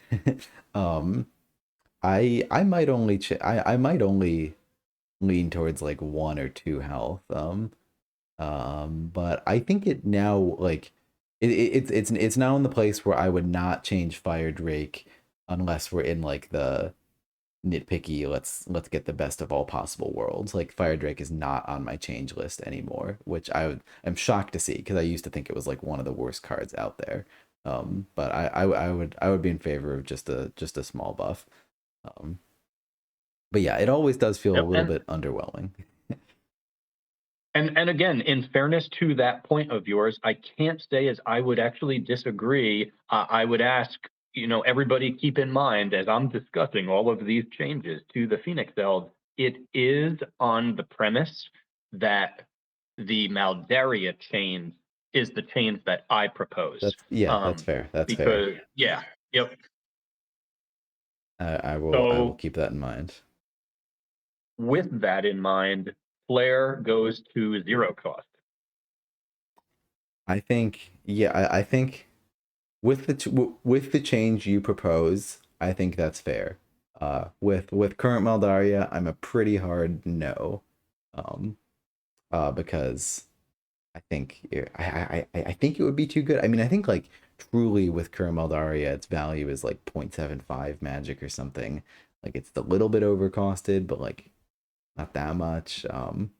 But yeah, if it Maldaria where we don't have Save the Queen, definitely needs every bone we can throw her. Agreed. Because she's very vulnerable with my iteration. Yeah, Yep. yeah. And my final, let's see, would this be my final change? Probably, probably my final change. So I do have an inkling to want to make Guardians +1 life. That's not the change I'm talking about. This one is kind of like on the edge. Royal Guardians probably are, they would rank top as the card in the game that my opinion has improved on over time. Interesting. Um, yeah, I really would have put them, gosh, 2 years ago when I first started. It was probably more than 2 years ago when I first started. And I started on Summoner Wars Second Edition. I started right when it was the release of Guy Spear Adians and Cloaks. It was just before they were released. So whenever Uh-huh. that was, I would have put Royal Guardians. I probably would have put them D tier. Honestly, now they're at least C tier. Maybe I might even be moving them up into they're at least C plus tier. I might be inclined to give them a B minus. So I'm on the fence about giving them +1 life. In my opinion, +1 life always used to be like, oh, absolutely, I would do that. Uh-huh. Now I hesitate a little bit more because I'm a bit more okay with them. So there is one other card that I would be much more inclined to change. Uh, real quick before that, yeah, I'd like to talk about Royal Guards because like I have a similar debacle of like I started out being like, wow, Royal Guards like 2 magic and I'm getting a 2/4, like really that's just like not A that one good. four. Oh, well, yeah, I mean it's like effectively a 2/4 with the shove, but sometimes you're in positions where you With the can't shove. shove. Yeah. Yeah. Yep. But what's really changed my mind on Royal Guards and like take this, I still never freaking play them, but but no, like, what's changed my mind on Royal Guards? Well, and okay, I have like several thoughts. Is the fact that Maldaria having a shove ability really changes the dynamics. Bean says it's better than a 2/4. Yeah, the odds of doing damage are better than a 2/4. You're right. But so like a default thing that you do against just like a very common move in Summoner Wars is occupy the forward gate. Like just occupy the forward gate. It's good. Like it forces your opponents to have to move forward to have to attack your units. It forces your opponents to become in a compromised position in order to counterattack you. Um, Royal Guardians change that dynamic completely. Like one of the few factions where this dynamic just is not true because all Maldaria has to do is Royal Guardian comes here, shoves your unit to the side, Maldaria is here, attacks it. That's gonna kill it. Like attack from a Royal Guard in Maldaria is gonna kill pretty much every common in the game. And then Maldaria just calls this Royal Guard over here. So this Royal Guard isn't even exposed. This massively changes like the just positional dynamics of the game, and it's just a very powerful move overall. So yeah, Royal Guards, like you can sleep on them, but they do work. I think like Agreed. a big like weakness of Maldaria, and I wouldn't say issue, I'd say weakness, is that she doesn't have a good tank unit. Like Ember Mages are supposed to be that, but like they don't work against like so many decks. Like Maldaria just wants to have a unit that has like a 2 cost 5 health that you can just summon, that you can just call, and it's just like, oh, I'm happy for this unit to take damage. All of these units have like not that much health for their cost, but I think that is a very purposeful weakness in Maldaria, and I've kind of come around to it. I've come around to the fact that like you're a defense faction that is also just like about getting in there and burning everything. Like you're a defense faction that isn't just like big high health units that are hard to kill. And that Royal Guards serve a different purpose. And I'm for it. Hmm.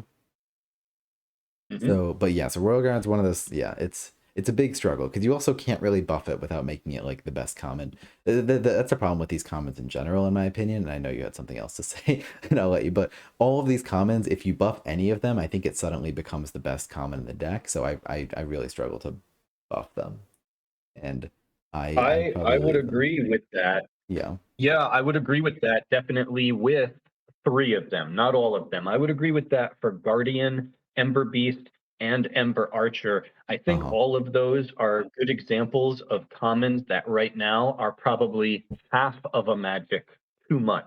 And since the game doesn't have half point increments, if you buff them, they automatically will become too good. But Yeah. right now, they're kind of like half of a magic too bad.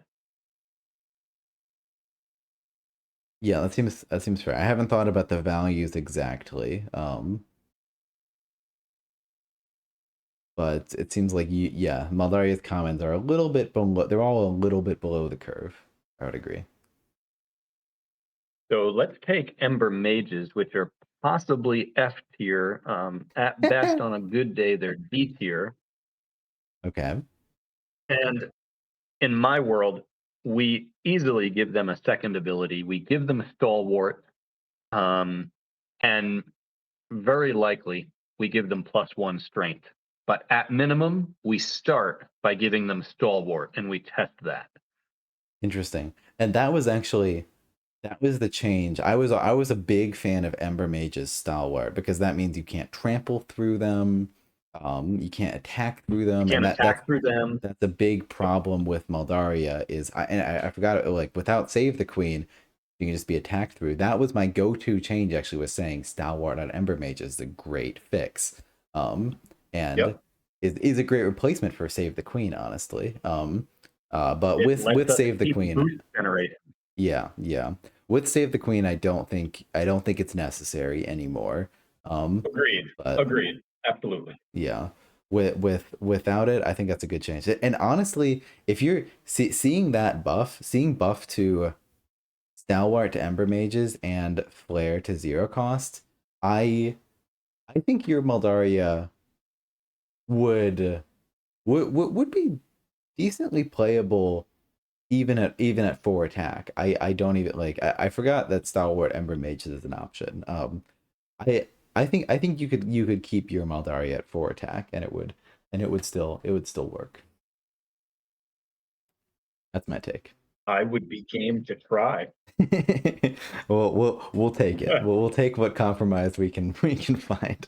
So, Anything to get back my boost generation on Meldaria. yeah, no, I agree. It's sad, and I sort of have the privileged position of like deck building fun, but I mostly do base decks. Though like I have sort of deck buildings. I don't know. I'm a big fan of deck building. Deck building is a ton of fun. I love deck building, but I still play like 90% of my games are base. So I'm not too heartbroken by Moldaria losing those synergies, and I had never played with them before and didn't consider them to be so huge. But I definitely agree it's a downside.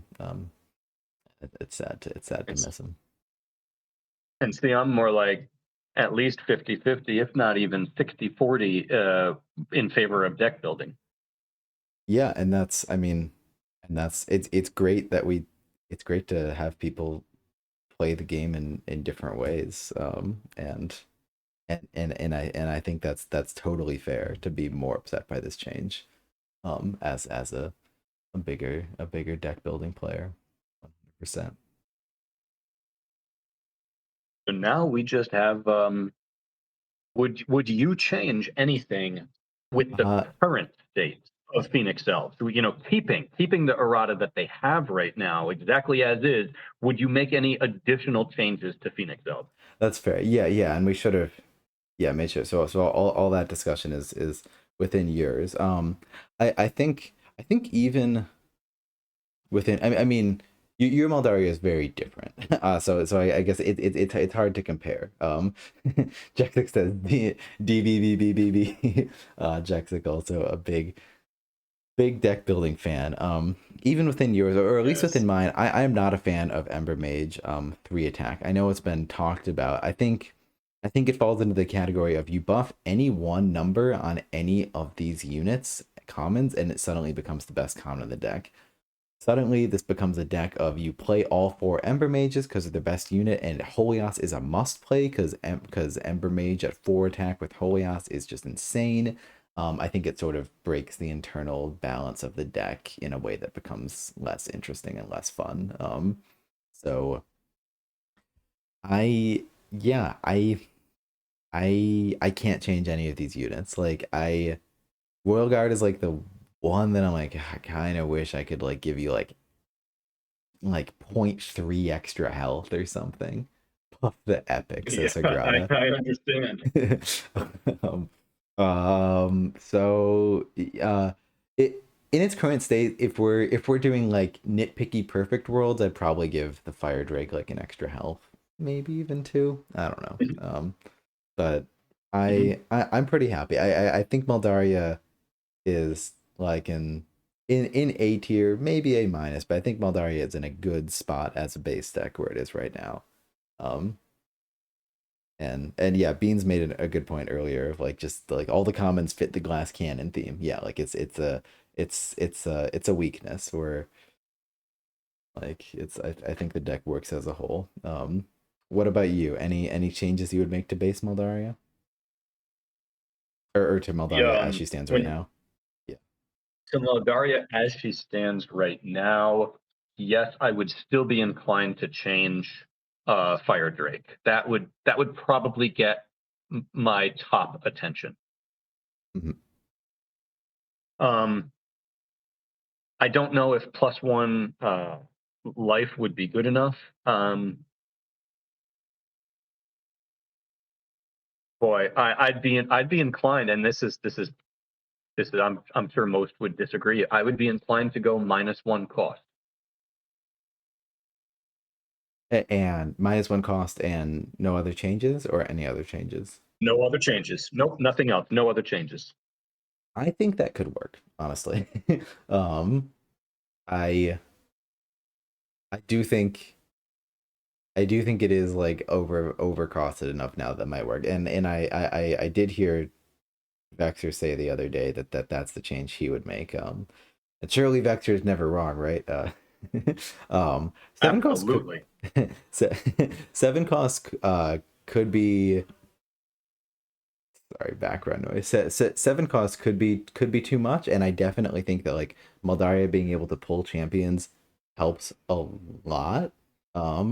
With just like all these champions becoming playable. Fire Drake is definitely still the weaker of the three, but like gets to see play a lot more. So I'm not eager to buff it, and I think seven might be too much. And I also think eight cost champions is cool, but I think seven would probably work. Oh, Jektic says he costed seven in first edition. I approve this message.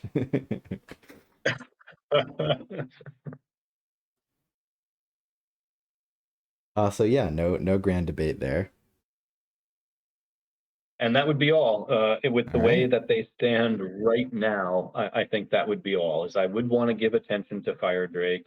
Um, I have yet to be impressed by a single 8 cost or 7 cost champion in the game to date, and so they would all get Fair. changes of some kind from That's me. fair. That's fair. Yeah, there's nothing that blows your socks off. It's true. And Um, they need to, especially at 8. At 8, they need to be game warping pretty much. When it hits the table at 8 cost, when that card comes out, the impact needs to be very major. The opponent socks needs to be are off. yeah, Yeah. yeah, it's like no matter how good the opponent's board state is, that opponent needs to be worried when an 8 cost champion hits the table. And that's just not the case right now, I don't think. Yeah, yeah. I agree. Um, I think it could get a little bit of changes. There was an undead version in first edition. I'm so curious. Anyways. Yes, there was. What was that thing called again? Hellfire Drake. There we go. Oh, interesting. I wonder why we got like the worst of both worlds. Like we didn't get Ember Drake and we didn't get Hellfire Drake. We just got Fire Drake. We got Fire Drake. Yeah, first edition had Fire Drake, and then when the what were the Alliance summoners came out, there was an alliance between the Fallen Kingdom and the Phoenix Elves. It was called the Fallen Phoenix. The summoner was Immortal Elion, and he got Hellfire Drake. Sold his soul to Ret Talus. I like it. I would sell my soul Pretty to much. Ret. Pretty much. A little homage was done to that in that those two factions in second edition share a build symbol. Yeah, I think that's like, yeah, that Colby, yeah, That makes sense. So that was part of the original thinking, that these two factions do something similar. So now I think we've reached the end here, and now we have. Are there any just outliers? Now There are definitely outliers for me. have we managed to talk for 2 hours about three factions? I Is knew it. that I is that knew what's it would just happen. happened? I was like, surely this at the I knew it. start. I think I said it off stream. I was like, surely this one will be like shorter because like we just have a couple factions and then everything else. Uh, but We saved the best for last. now after talking about uh, after talking for 2 hours, we have now saved every other faction. Yep. Let's So get to so it. here's Yeah, let's see if I can spit out my hot takes really quick. And I don't even expect you to necessarily click around to follow this, but I'm down. my hot takes would be Cloaks, we need to change Stinson. What a disaster of a champion. Absolute F tier, in my opinion. Never played. Avoid at all costs. Disaster will blow up in your face every single time. Horrible. Change Stinson completely. This isn't about a numeric change. This is about just needs an overhaul. I could see a world where Vlox goes to 12 life. Because I will agree, despite the beating that I just gave Stinson, and she is, in my opinion, she is F tier. Despite that, the faction as a whole, A plus, super strong. So I could see a world where Vlox goes to 12 life. But the big change in Cloaks, Stinson, that's what I would want to see most. Interesting. I respect the take. I disagree. um, I I think Sin Sin feels an interesting role, and we're having people in chat saying Sin Sin plus Dagger is good. And I think I agree, and I think I like Sin Sin because I think she has a situational role, and that is she is good as long as she doesn't die. And I know that sounds a little bit that sounds a little bit silly, but Blocks has a lot of ways to prevent Sin Sin from dying. And a lot of times what you use her for, like sometimes you just like you play her and just keep her there, and then you do your dagger play.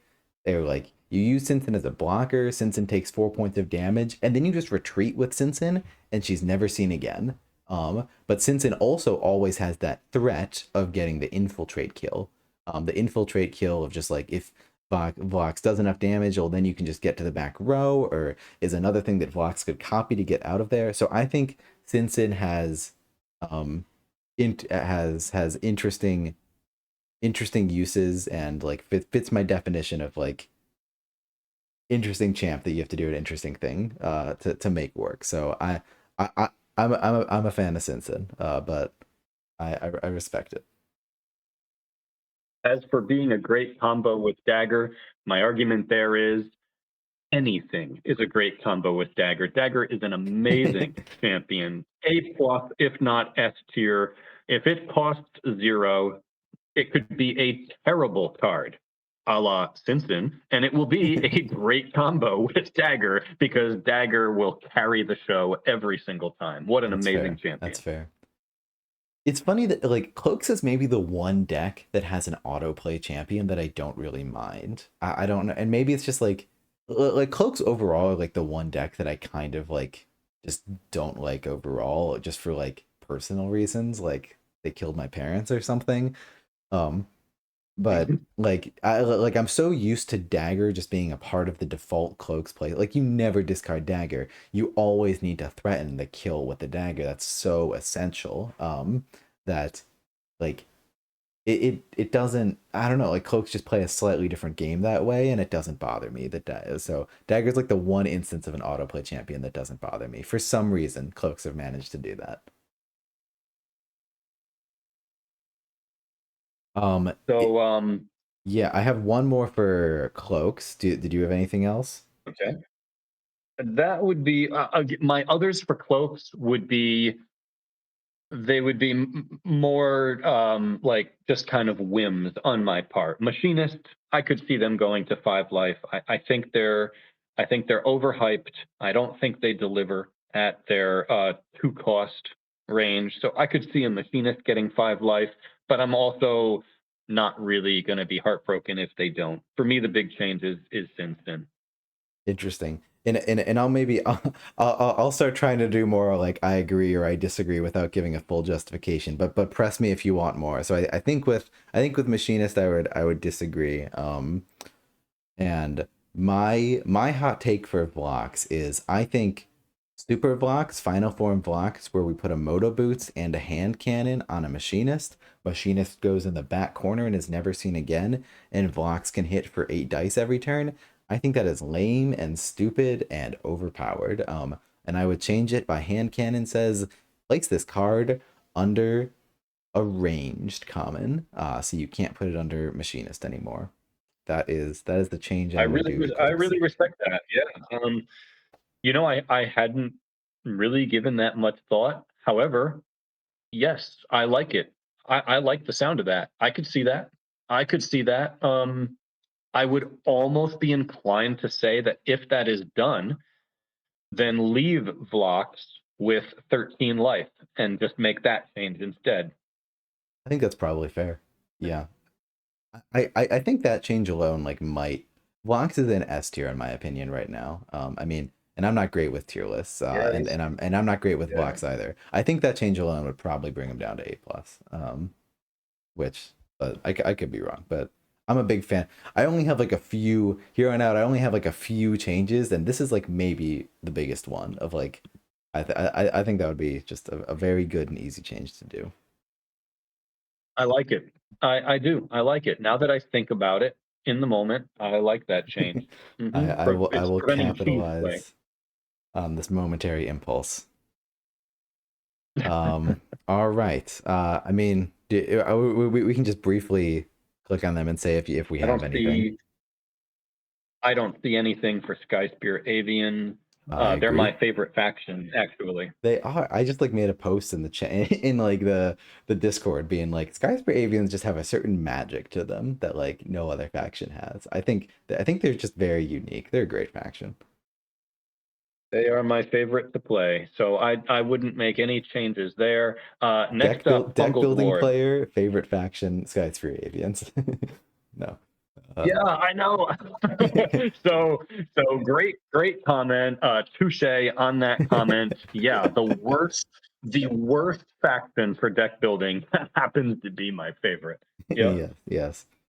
Fungal Fungal dwarves. dwarves, absolutely. They get a change. They get a change from me. I think their errata. I think 50% of it was perfect. The wording change to Blood Bloom, absolutely yes. That was the intention all along. So Yep. I don't even consider it errata. I It don't wasn't either. really errata. It was just getting the card to do what was intended to do. I disagree with the 12 life nerf. Um, Leave him at 13 life, but where the nerf is needed is Maldar. Maldar is too good.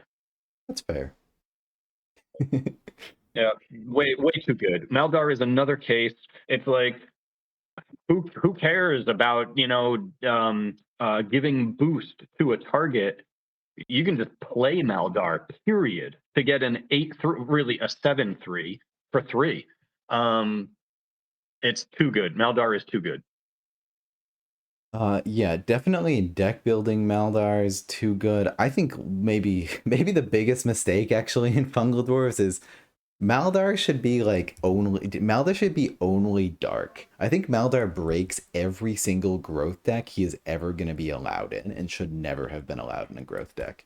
Um, just for deck building reasons. And I don't feel like Maldar is like everyone loves him so much. I feel like he's like I'm never too hot on him. Like I feel like he's only like in Fungal Dwarves base deck. I feel like he's actually kind of fine. Though I don't think -1 health would hurt him that much. So And that's where I would be. Yeah, Uh, minus one health would be a great spot. I think we're in agreement. I think I agree. I feel like who in the community wanted this health nerf? I know Beans did. Screw you, Beans. You're the problem. Cool Doc health nerf, like it's just it didn't. I know we're trying to go quickly through. How fast do you need to get out of here? By the way, I don't mean to hold you forever. No, actually, I'm okay. It's a yeah. Timing Okay. is okay for me. I've still got a little bit. Our rambling will be dialed on mid to low, in that case.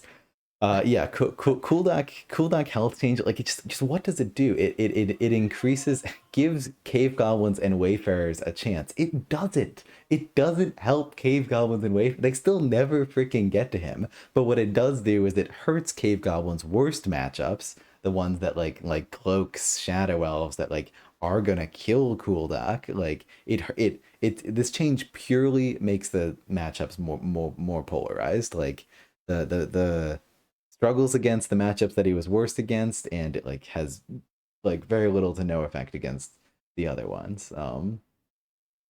So I agree with you there. And that would be all from me Um, for fungal dwarves. yes, yes. Oh, it was Jexic that said give cave goblins and wayfarers a chance. I'm so used to okay, that is a opinion that Beans has said, and so that's why I lashed out in a rage. Bean says you did want the nerf in line with other like formation factions that have 10 health. Like it's fair. It's not actually gonna hurt him that much. Like I'm not. I'm just like a mad on principle, you know. No. The only other change, and I'm a really big fan of fungal dwarves. Carriers not chaining in the magic phase always is dumb. And I don't know anyone that likes this. Like there was a recent ruling change, and by recent I mean a year ago, that is if you end your magic phase with one carrier with 3 boosts and another one with 2, because of the way triggers work, triggers are checked once at the end of the magic phase if this unit has 3 or more boosts. Cool, we checked both of these. The one with 3 dies becomes the beast. This one goes up to 3, but we already checked the trigger, so it does not rupture. That's not the way it worked in playtesting, and it's just janky and weird, and I hate it. Hmm. So I, Hmm. I would change that. And um, change it back so that it would then, as you said, it would then chain. One spore carrier would be counted for generating the boost on another, and so on and so forth. yeah, and not only like chain, but it has to chain. Like the important part is like I don't want to give the player the option to chain or not chain. Like no, you have to chain. Like you're not getting your 3 boost carriers to persist past the turn. And I've talked like Aaron says that like the change that he thinks overall there's positives and negatives, so it doesn't affect balance. I feel like it's letting this happen is a slight benefit for fungal dwarves because like you can just do this really like it feels like cheating thing where you put a 3 boosted carrier as your frontmost unit, so your opponent has to kill that unit, and then it just becomes a fungal beast. So it's like a 7 health fungal beast. I don't know. I think it's stupid. The problem is and I'm not gonna get Mhm. into this now. It's really hard to like change this. You either need a rules change about how start and end phase triggers work, or like an errata that's really clunky. There would be like, and if Cooldock said each time there's an errata that's not that clunky, that would just be like at the end of your magic phase, or after a friendly unit is destroyed by rupture. That would also work, but unfortunately, the after is the same thing as Blood Bloom, so the player could still just resolve the carrier before Blood Bloom and still have 3 boosted carriers. Basically, the TLDR is I've thought about this a lot, and there's no easy change, and it bothers me so much that I will fight till my dying day until I find a change that works to get these carriers to not persist. 'Cause it's just unintended, and it changed post release, and I don't like it. I don't like it. That's a rant.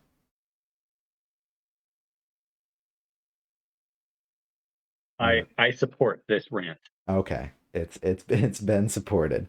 Um, My name is Phil, and I support this rant. all right, Ben 10 loses his cool. No. Eternal Council. Any changes? Eternal Council, no changes. I'm trying to think real quick here. No, no changes to Eternal Council.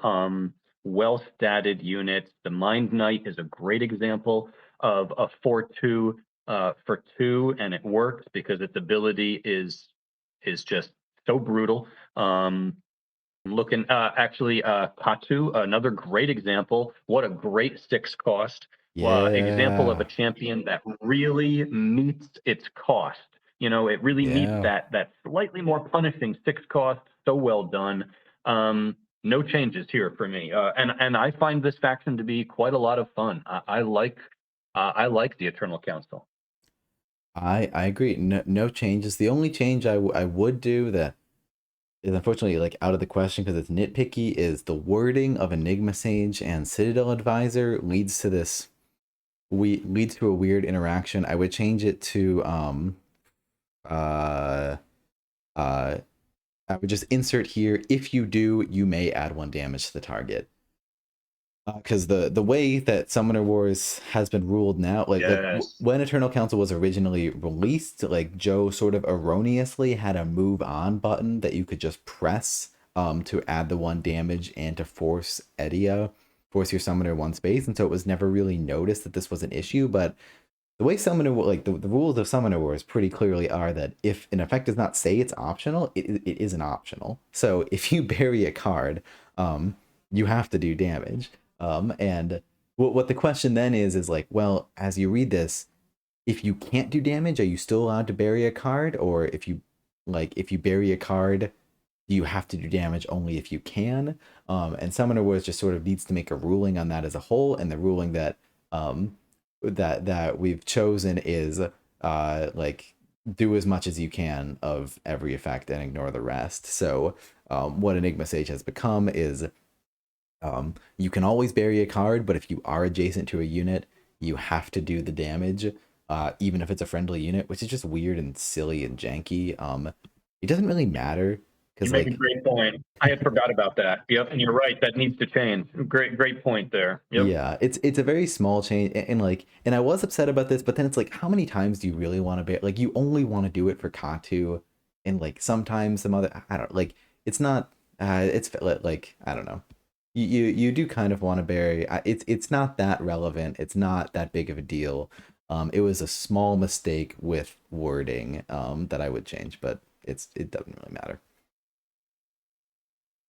I like it. Moving on. Balzar. Yeah.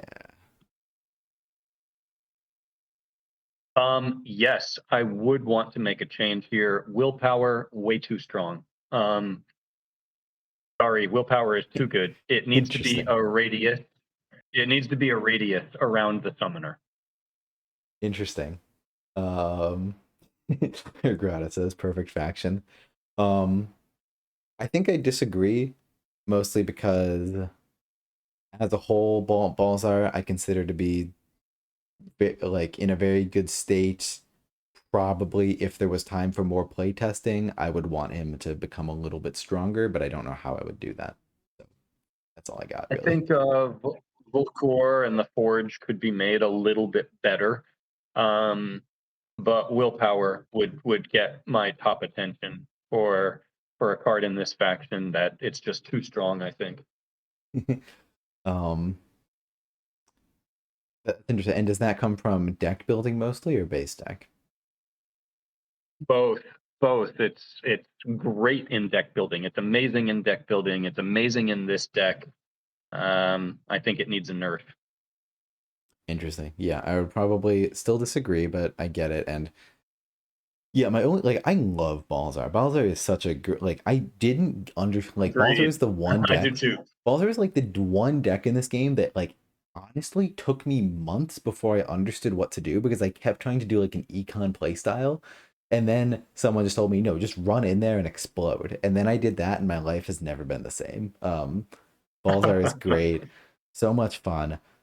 Like I feel like he's a little bit underpowered because you're taking all the risks and he just fundamentally is like always exposed and like doesn't have like you have berserkers to block, but like it feels like you want to be able to like have more ember guards or something. Like you want more defense, but also that wouldn't be fair because he's just so explosive. Jack 6 says plus 2 health to Balzar. Honestly, I could see it, or like +1 health to Balzar. It's just like his you want him to be like an all or nothing, so you don't really want to give him like the summoner healing or like the consistency of Maldaria. Um, but he just needs to like die just a tiny bit less. I don't know. Balzar's great. I love Balzar. Agreed. A very fun faction all around. Well designed. I love Balzar's ability. What a great, clean design that just it captures the theme so well. Great faction.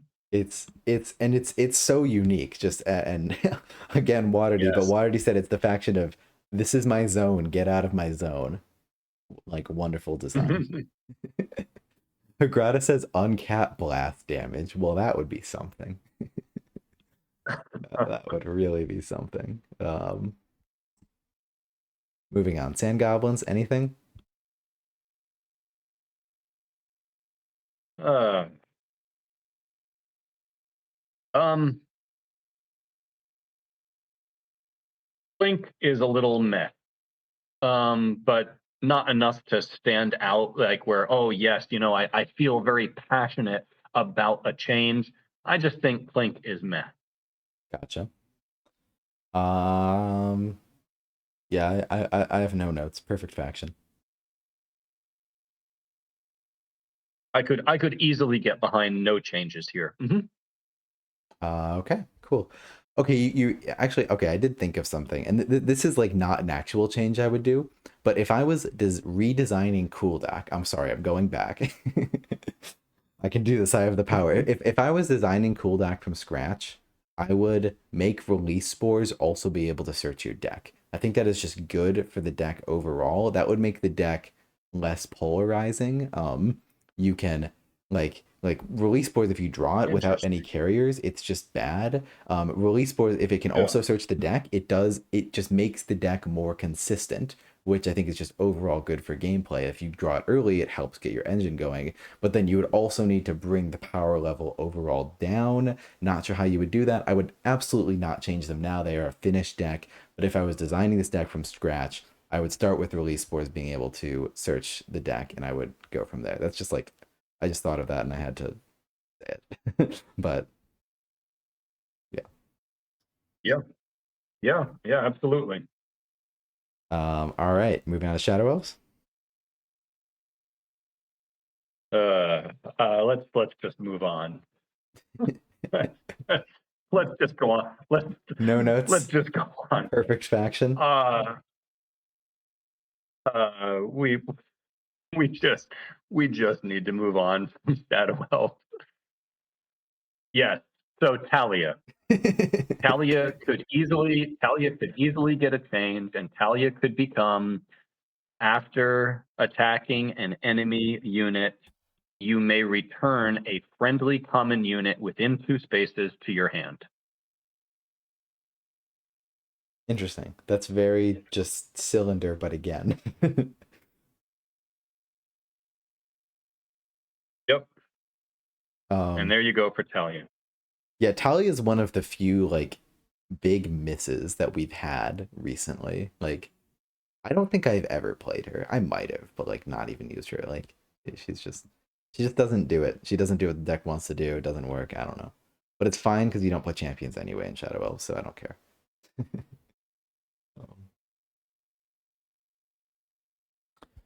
But uh that's it. Otherwise, I would say let us Perfect faction. forget about my loyal legion. We need not concern ourselves. Cylinder +5 strength, it's fine. Wayfarers. Uh, Wayfarers.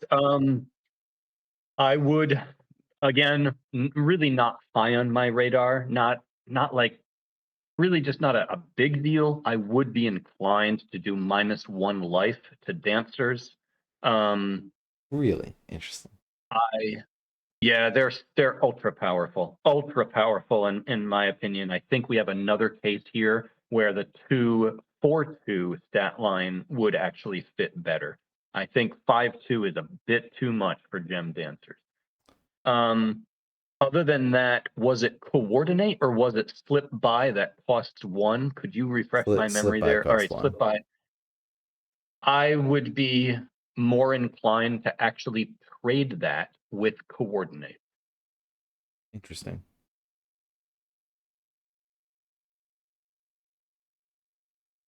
I would be more inclined to give coordinate 1 cost and make slip by 0 cost. Interesting. I'm not sure what effect that would have. I on it. Yeah.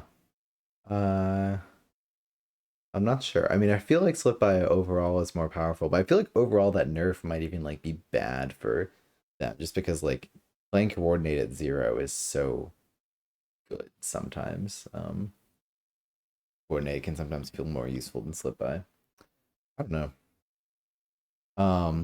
And then dancer change, I could be persuaded to agree with you in a vacuum that the 2/4 stat line fits better. I think Wayfarers as a whole, like, have a lot of weaknesses, and one of their strengths is that the commons are so good and all gel together really well. Um, and interestingly, like several people that like, including Nick, who's like the people that are the best at Wayfarers, even though dancers and like Voyagers are my favorite commons, they say that their favorites and the most important are adventurers and rogues, which is funny that I apparently am just playing these guys wrong. But yeah, so I think Wayfarers deck as a whole, everything is in a very good spot, and yeah, I'm Agreed. happy with it. Agreed. Yep. Yeah, but like, and I wouldn't do this change, and like chat's about to rage. Aldo's too good. He's too good. I'm sorry. He's too good. He's yeah. he's really good. He's really good. So what's the argument? Maybe -1 life? Maybe -1 life. It might be too much. The boos are coming out. Yeah, like I I would try like anytime there is a champion that is just like this is the autoplay champion and you don't play the others, I'm just like immediately that was a mistake. That needed to be tuned down a little bit. Like I never want to just like I never want this simple decision of play this champ because it's good. Yeah, I would try -1 health because Baldo was so like it's so sleazy and can slip out of everything. I feel like he could still be very good at -1 health. But I don't like want to nerf Wayfarers, so like I don't actually want to make that change, but you know. I agree though that overall we have a faction here. You know, even what I said about the slip by and the coordinate cost change up and the dancer -1 life, it's really not high on my radar. So far, I think the one change outside of the master set and the starter set, the one change that we've gone over so far, which would rank highest for me, would probably be Sin Sin. Up to this point, that's probably my highest ranked change. Yeah, we can see what's up with the next faction here. Yeah, it's funny, and mine is hand cannon. Mine is hand cannon, and nothing else really matters. Next up is high elves. You got anything? I don't. Let me see here. Yes, I do actually. Titus +1 life. Oh, I have 2 changes. Titus Right. +1 life, and now this next change maybe would bump Stinston.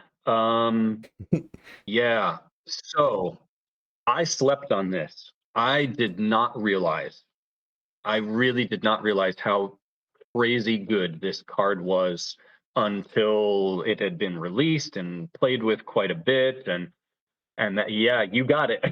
You got it. Um, and the change that I would propose, I don't even think it's a major nerf. I still think with this change, I still think this card is going to be crazy good. I would just propose the first time this unit is attacked each turn by a common unit.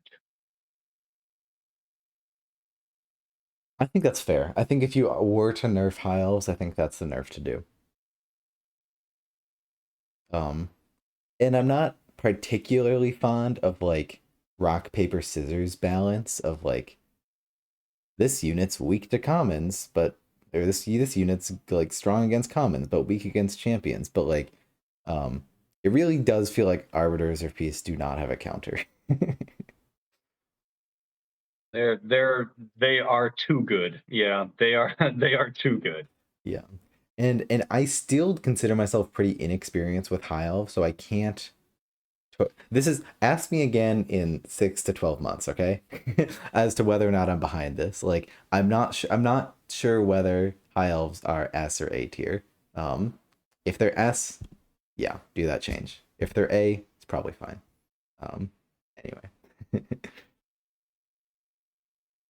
All good? All good. Oh no, Swamp Orc. Oh no, like the Shadow Elves. I I think we just move on. I think. They're Oh perfect. dear, I think we just. Oh yeah, that's okay. They're Oh, perfect. I just weep. I just weep. They're perfect. I don't know what you're on about. I. Yep. Yep. That's. Oh dear. I just weep. Are you weeping for the strength of the swamp or for some unrelated design reasons? I'm weeping for the swampiness of the swamp. Swamp go What a swamp. what a what a swampy swamp we got here. I don't know what to say. This could be an entire video. Uh, interesting. I am a fan of the swamp. But different factions for different people, you know.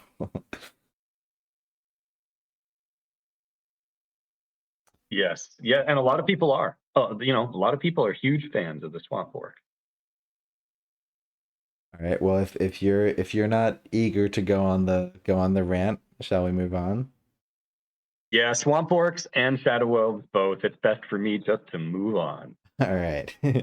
Like at Cell on Discord if you want to rant or something. Exactly, exactly. There we go.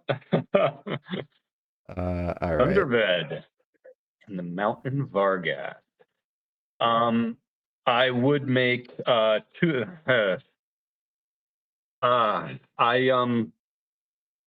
I would like to see three changes. Quen is D tier, Corridon is F tier, and callers are D tier. So I would want to see some changes there. Quen is D tier, Torden is F tier, did you say? Yes, absolutely. Yep. But And hey, good callers are news. D I would tier. put him as the top of F tier. Interesting. I think Torden's good. I think Torden meets his stat requirement. He's just not as good as Varn, so he never gets played. Corridon is only good, and I would agree, he's good when he is within Sunderved's aura. That's fair. When Corridon is a 4 strength with those abilities and with 12 life, yes, he is good. By keeping him in Sunderved's aura, you're losing then some of his mobility, which is a whole function of him as a card. It also limits him in deck building. Just yeah, work needs to be done on Corridon, I think. Yeah, to really step him up. And I won't deny it's awkward and it's difficult because Sunderved's aura swings cards so much. Yeah. And so it's like, okay, you have to balance the card for the summoner that it's being released with, but then it kind of really puts the hurt on deck building because as soon as the card is not within that aura, it loses so much of its value. Uh-huh. Beans comments that's sort of the theme of the deck. So that's okay.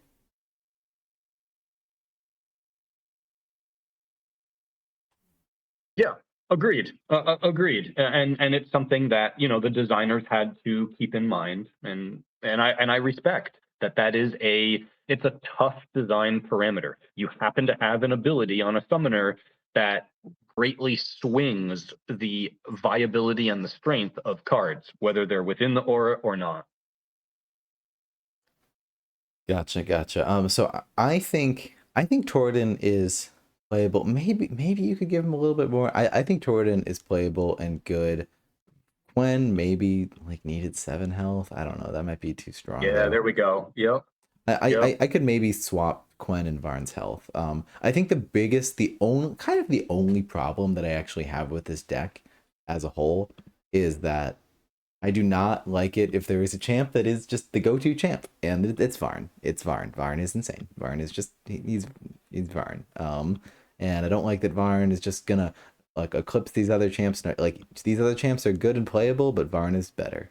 So you always play Varn. Bad design. Nerf Varn. That's my take. You make a good point. I agree. He is the ubiquitous champion. He's that good, and yes, I agree with what you're saying. Every champion should kind of have its niche. It should have its market. But yet here again, we have another case of Shank. No matter the board state, just good, no matter what. So always go to. I agree. All right. How about the old Vamps? Yes, actually, two changes. All right. Sekhmet is D tier. Sekhmet needs some serious love. +2 life, I think, might be in order on Sekhmet. I do not like Sekhmet at all. For me, as a deck builder, auto remove. Sekhmet always comes out typically. Oh goodness, I can't believe I'm forgetting her name right now. Phoenix Elves goes in instead. Vanessa? Thank you. Yeah, Vanessa. So I would apply some kind of a buff to Sekhmet. Here again, you're going to notice a theme with me. If a champion is 7 or 8 cost, they don't work for me. They just don't. At those costs, they need to be literal game changers. They need to hit the table, and your opponent can have a marked lead on you, a marked advantage, an advantage all around, advantage in economy, which they almost certainly do because you just played such an expensive champion, an advantage in board state, which they almost certainly do because you just played such an expensive champion, an advantage in the positioning of the summoner unit. You know, how vulnerable, how exposed they are.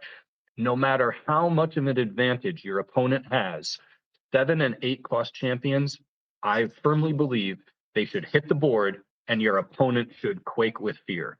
And the thought should be from the opponent, oh my goodness, it really looks like I was about to clinch this game. Oh no, am I about to lose this? Because one card can possibly, not guaranteed, but possibly swing it back. When you're at 7 and 8 cost, that really should be what's happening. Sekhmet doesn't come anywhere close to meeting that. And I hear the argument that Sekhmet brings a little bit of mobility to this faction, which otherwise has none. Mobility just doesn't exist with Crimson Order. So I get it. Sekhmet is their one mobility card. I get it. To me, I'm still not convinced. D tier, very unimpressive, needs a buff. My one other change would be a nerf. My other change would be transfuse. I agreed with something that you said earlier, or actually, maybe you were saying it in a different podcast, or not podcast, a different video of yours that I was listening to, where you just said all of the Crimson Order events are all so good. And yeah, I totally agree. Transfuse, it is insanely good, and I would nerf it actually. The wording that I'm about to use, it would need to be cleaned up a bit, but the wording would basically be add 1 or 2 damage to a common or champion adjacent to the target to remove 1 or 2. So what I would Yeah. want is, Remove that many. you know, if that unit can only withstand 1 more damage, then you only do 1 and you only heal 1. Oh, interesting. Would you do the other way too? Like if you, but if you can only heal 1, you can still do 2. Is how you would do it. No, no, I would include that if you only heal. Oh no, you're right. If you only heal one, then you also only deal one. It works both ways. It works both ways. That's interesting. I Yep, works both that's ways. an interesting idea because it's a very because it's hard to nerf something like this because just like number wise, you change any of these numbers and it's like okay, that just doesn't. It's bad now. That's a very new. And That's a very and nuanced actually, change. So I think it could work. now that we're digging into this faction, I would also change convert as well. And I would change convert to while this event is active, your summoner may not gain life. Interesting. Interesting. It is too much of an autoplay. You just get it in your first one in hand, and you just play it. You play it every single time. Just play it. But let's make this thought provoking. Let rather than autoplay, yeah, let's make it thought provoking. And so while this event is in play, your summoner may not gain life. Interesting. Yeah, I like the ideas. I think I probably disagree. Just because I don't think they need the changes. I think Crimson Order and again we've gotten to the territory with decks that I'm not totally familiar with, so I could change my opinion with more experience. I think Crimson Order is balanced. I just like sort of have a gripe with the design, but it's fine. So I don't They're real balanced. I think yeah. they're leaning to A plus. They're probably leaning A plus. um, that's fair. And I definitely I respect your philosophy with 7 and 8 champs. And again I temper it a little bit personally, and I think for Daymar in particular, I think maybe even and personally I don't think Sekhmet is that underpowered for the cost. But even if he is a little bit, I think that's fine in like the same way that Ember archers, wait, not Ember, undead archers are like clearly overcosted, as in like you have a lot of magic when you're playing Daymar. If you want that extra reach, you got to pay for it. It's just sort of being built into the faction. But yeah, I respect the changes and probably would not make them, but who knows? Hmm? Well, we got a great faction there, that's for sure. Oh boy, this brings us to the Forged. Oh my. The Uh, forged, if you will. well, there's a uh, You rather keep than focusing doing on this. any one, No. rather than focusing on any one card, let me say this: I personally feel that heavy mobile is probably the biggest negative ability in the game, and it tends to hang over this faction like a dark cloud. And so I think their commons really struggle with not enough life. They kind of just wither before your eyes, and your opponent doesn't need to do anything. And I would vote the Forged as having the all-time weakest epic event in the game. So some Interesting. kind of attention being done in those areas.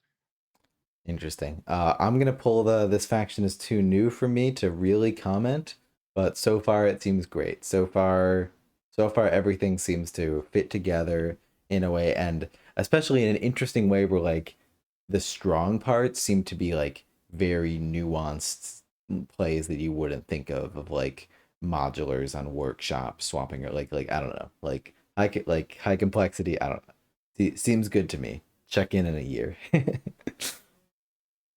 Mm-hmm. Oh, Very fair. Very okay, fair. cool. And I think I would pull a similar card for Grox. You have any comments?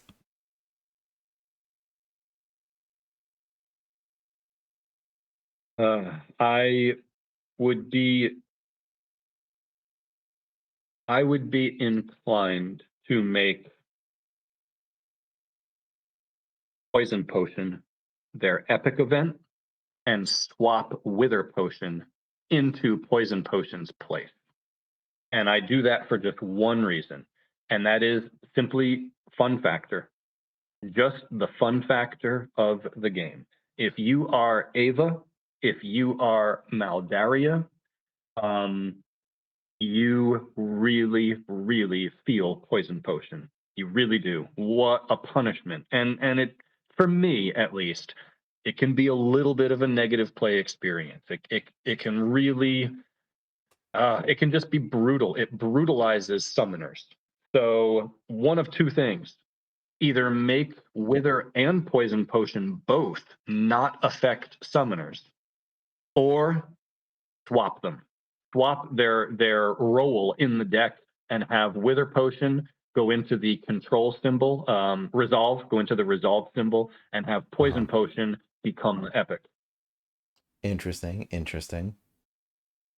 Yep. That way, you only face Poison Potion when you're facing the Deepwood Growths. It becomes their thing, and Poison Potion would then not be available in the deck building pool, so that you could possibly be facing it, with any number of decks.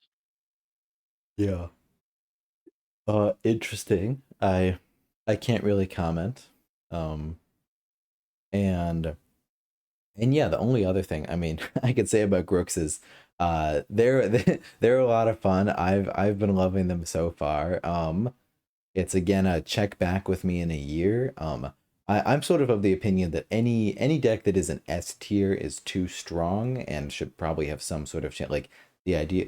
I mean, like it totally depends on how you arrange the tiers, but like ideally every deck that's coming out is an A tier, and I've heard several remarks in the community that Grokes is S tier too strong. Way too early for me personally to make any sort of evaluation on that. If that were the case, I imagine a small nerf would be in order.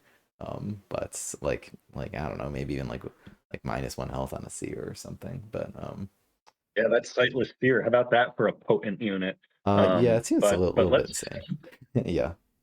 but let's not sleep on the Bloom Warrior.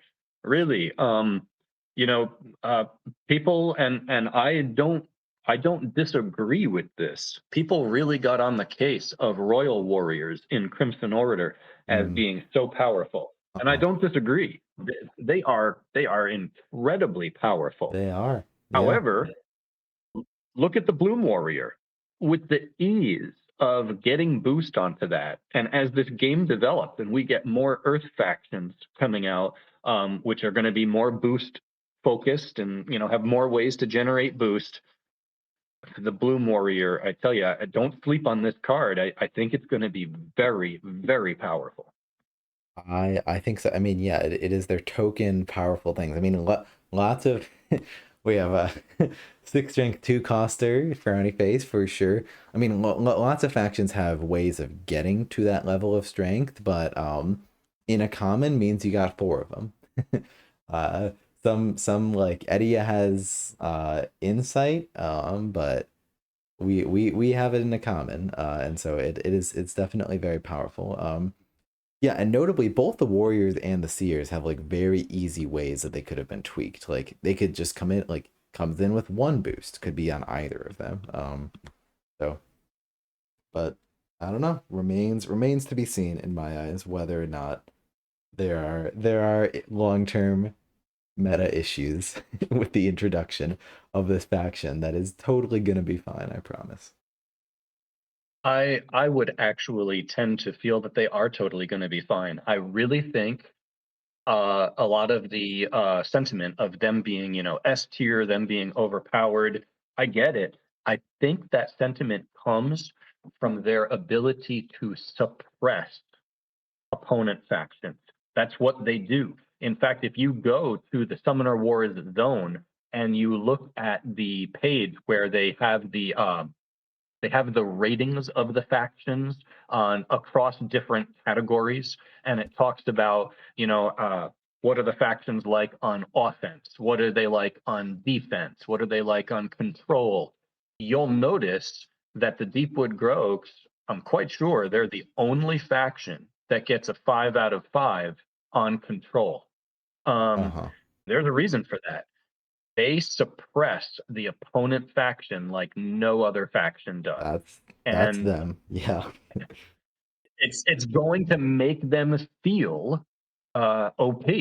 Every time you try to do something, there's the Deepwood Gropes bungling your plans somehow, Yeah. making your units take damage, making your units lose strength. And so the natural reaction to that is going to be, oh my goodness, this is just OP because I don't have any answers to this. I think instead what's going to happen is just over the natural course of time, answers will be discovered. The community is going to start to chip away at the Deepwood Gropes by kind of plumbing the depths of strategy, becoming more familiar with them, more familiar how to counter them. And I think they're just going to wind up being a very good, well balanced, well designed faction and not actually OP.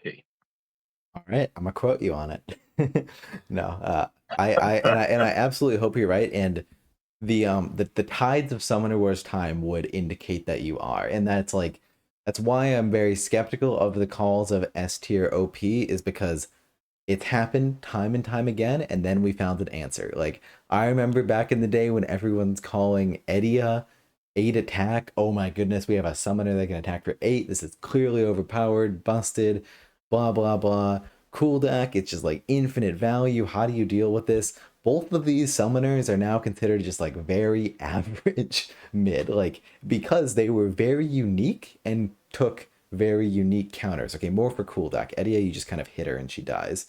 But like very unique summoners that take very unique counters. And I'm hoping that is the case for Grokes as well, as players get more comfortable playing against her, that her power seems less and less. I think that will be the case. I think we've got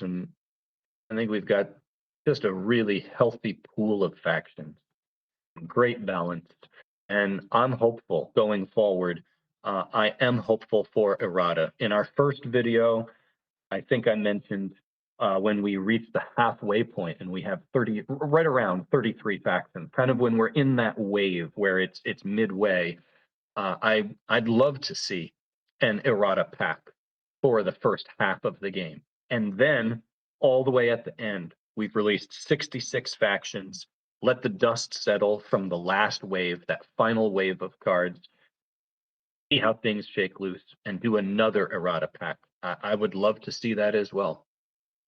I think that's fair, and I'd once again call to the I feel like the best way to do it is to put money in Plaid Hat's pocket. So they got extra resources to spend on these sort of additional endeavors that are not so lucrative to them, but sort of love letters to the community. In Errata pack would be one of them. Hey, if Colby's a millionaire, maybe we can convince him to do it. Yeah, for me, like, I know somehow we ended up talking for an hour about like everything else in here, but like, okay, if I'm just like looking through these like one by one, there's like a champion here and there I would change. Otherwise, literally the only change I would make to a card that I'm like, this change should be made, is Vlock's hand cannon. Shouldn't only be able to be put on a ranged unit. That's like the only change I'm like actually griping about in any of the decks post master set. Balance is now like that chef's you kiss. say it, I really like it. I really do. Now, when you explained your case for that, I really like your change, and I would then see Vlock staying at 13 life, whereas I've been thinking this whole time like he probably needs to go to 12 life. Yeah. I like your change very much. If I had to pick one from all of these other factions, I'd be so torn between either Sin Sin, and I'd probably lean away from Sin Sin, and I would go to Arbiter of Peace. Arbiter of Peace is too good. That card is too good. That needs to be pulled back. It sure might be. It sure might be. Yeah, you got all those copies in the deck. That needs to be trimmed back. And again, my proposed change, I don't even think that's really, hitting the card very hard. I think that's true. Okay, but before we wrap up here, I can't stand to be like just teased. You hinted that you have a rant for Cylinder and Muglug. Do you care to just give like a little summation of what said rant would be should you give it, or would you prefer not to? No, I would be willing to give a little summation. Okay, I will sum it up. I can sum up for You've both piqued my factions. curiosity. I'm gonna be laying in bed like, what was he gonna say about these two factions? These two perfect factions that Yes. should never be changed. Shadow Elves and Swamp Orcs, we could make a second video on or a third video just for those two factions. I will give this just as my summation. Total redesign, ground up. All right, cool. Yep. Shadow Elves, I would say Selendar remains with the abilities that he has. What awesome abilities. Love those abilities. I just think that the return to Shadow, it's just so cool. The ability to bounce cards back into your hand. So Selendar, the summoner, absolutely keep those abilities. And then otherwise, total faction overhaul. If you had to give like your one biggest gripe about the design of each faction, what would it be?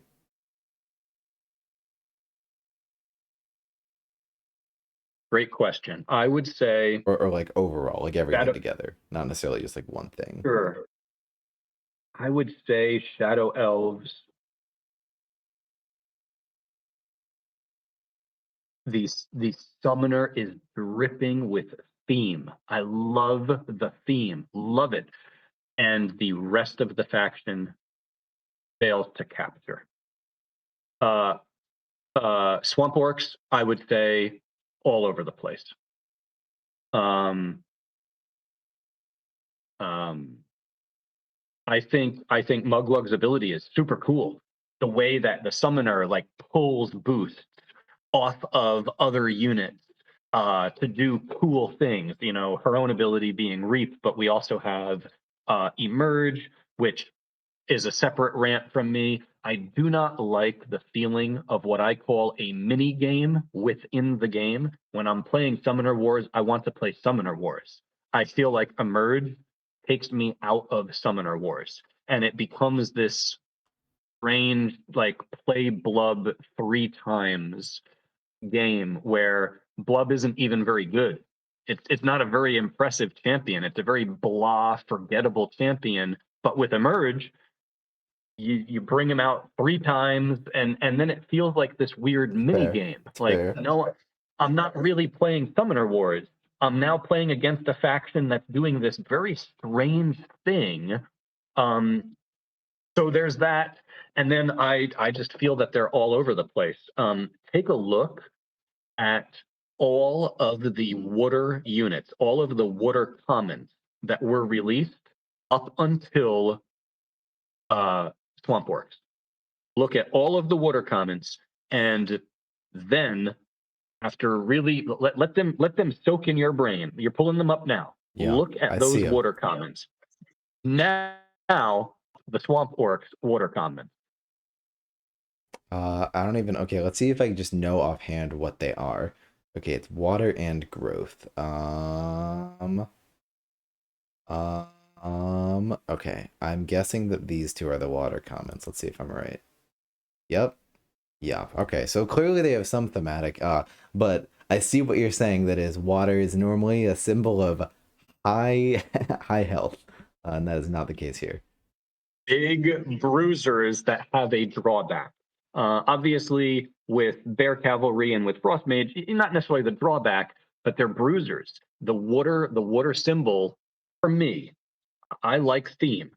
It got blown out of no pun intended. It got blown out of the water with witches and drudgers, where I'm scratching my head and I'm saying, how are these water units? Drudgers to me are clearly divine.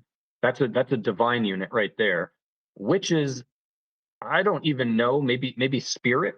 But they're definitely not water units. So I It's feel a like fair the theme has been criticism. broken. Yeah. So again, Shadow Elves, amazing theme on the summoner that, oh boy, it makes me so excited to want to get that faction to work. But then I sit down to play the faction and I feel like it really fails to deliver on what the summoner is promising you're going to do. Swamp Orcs, I just feel like they're all over the place. They've got a strange mini game going with Blub and with Emerge. They've got commons that feel off theme, that are very, very weak and die on their own very easily. And so for myself, a player of very low skill who bumbles through games as it is, I can never get them going because their commons just die. I summon them and they're just instantly dead, which feels very weird because it's like, wait a second, this is a partly water themed deck. Where's my bear cavalry? Where's my smashers? Things that are just these big bruisers. No, I play these water commons and they're just gone. Uh-huh. Uh-huh. Yeah. I think everyone has different decks that were just like, ugh. Like for me, it's the cloaks where I'm just like, this deck could be redesigned. This deck could just void out of existence and I would not be upset. And That's the I only agree deck with I you have. there. They would be my third. They'd be my third choice Oh for no. that. Oh no. I think the two you mentioned I am a fan of. But we we need to debate it. Oh, but Bean says in chat that he thinks that the Witch and the Drudger fits a theme because they are helpers to big hitters. That they're supports to like your big champion units. Um which Yep. is interesting. Um No. And I mean, I've said Shadow Elves are my favorite deck. I won't go and defend them to the end of the earth. I think what I will say about theme is that I think the Shadow theme, Return to Shadow, Light and Dark, is just a brilliant mechanic with just brilliant implications on gameplay and building the deck I around that, all the comments around that. 100% agree. I think 100% agree. it is brilliant. I'm a huge fan of this deck. I think the theme is brilliant. I think the execution, what was your previous sentence? Could void out of existence. What would you change, just quickly? Or like what are you not a fan of? Literally, it would be a total redesign. It What would be, I couldn't do it quickly because it would be a total redesign. what are you not a fan of about the current cards? Rangers, let's see, give them 1 life, give them 3 attack, and then make mages so that they don't do this bizarre thing where they're hitting gates to draw a card, something you don't really care about in this deck. Why hit gates? Instead, leave the ability name the same. Make it so that after this unit moves, target an adjacent friendly common unit. That unit takes 1 damage and gains +1 strength. Otherwise, put a damage on the mage. Knights, I like knights. Pretty good. Probably the 1 unit I would not change. I like the way they landed. I would not mind if Shadow Summon could chain. And so the part where it says does not have Shadow Summon, that's fine by me. Removing that would be fine by me. Seekers, I would completely change, 100% change. Once again here, take a look at every light unit that came out before Seekers. Honestly, even take a look at the light units that have come out after Seekers and then ask yourself which one of these does not belong. And it's clearly Seekers. Range abilities, off theme, so Seekers I would just completely change 100%. Mages I would make them about buffing your other commons. Rangers I would just make them extremely fragile but slightly heavier hitters. And then the events I would probably change all around. Pulse is not an entirely bad event, but thematically it's bizarre to me. Why are we dealing with gates kind of just like mages? Why are we dealing with gates like Talia? why again? what Uh-huh. what does that have to do with light and darkness? And um, so I would change tome. I can't stand the Onyx tome. This is my caution about the Onyx tome. Never trust a card that spends more of its text telling you what it can't do. Retrieve a card. Oh, by the way, not another Onyx tome. Oh, wait. Also, not an epic event. It's like, what else can't I do with this card that I'm paying 1 magic for, taking 2 damage for, and um, I would just change it entirely. I think the art for all of these cards is S tier. You want to talk about my favorite art in the game? It's here. It's the Shadow Elves. What amazing art! And I guess I just have very high hopes to see it delivered on in the theme from the cards, and I don't feel it. They don't engage me. So even Glinting Speed, I would make changes there.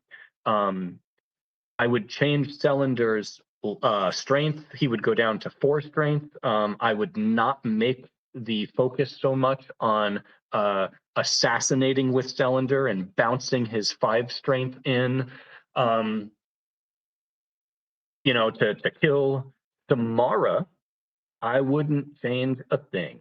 Samara is my all-time favorite champion in the entire game. Aw, What a uh-huh. fun card. Samara delivers on all levels. So Samara, I would not change, and Shadow Knights, I would not change. Probably every single other thing I would change. Interesting. Total redesign. Yep.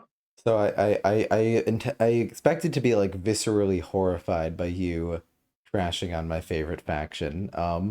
But I think it's fair. I think your objections being like I would have preferred a faction themed around these things than these things. I think is totally valid and an interesting idea. So you get that. I'm not like throwing up right now. I stomached it. Wow. Well, thank you, Ben. You have me on your show. You even encourage a rant out of me. See, I was moving on. I wasn't going to discuss this. I was moving on. But you pulled the rant out of me, and like a class act, like a quality host, you managed to choke back. Any any horror on your part, and you take it in the most gentlemanly caliber possible. So thank you. It's it has been a blast. I can't resist myself a rant, especially if I don't know what it's about. My curiosity is will never be satiated. I and yeah, I feel like I've loved. I know we have one more thing we want to do quick, but I've loved just hearing all of your different takes and opinions on different cards. If anything, like and I know balance wise, there's a lot of things that we disagree about, but I think it's just interesting to see like what different people like or dislike about game design and what ideas they have. It's just been a ton of fun talking. It's just been really interesting. Completely agreed. No, this is one of my all-time favorite subjects. I love Summoner Wars, but I especially love pondering card balance, all of its implications. I love to hear other people's thoughts on card balance, especially when they conflict with mine. I really like that. Yeah. It helps me see angles that I'm not thinking of.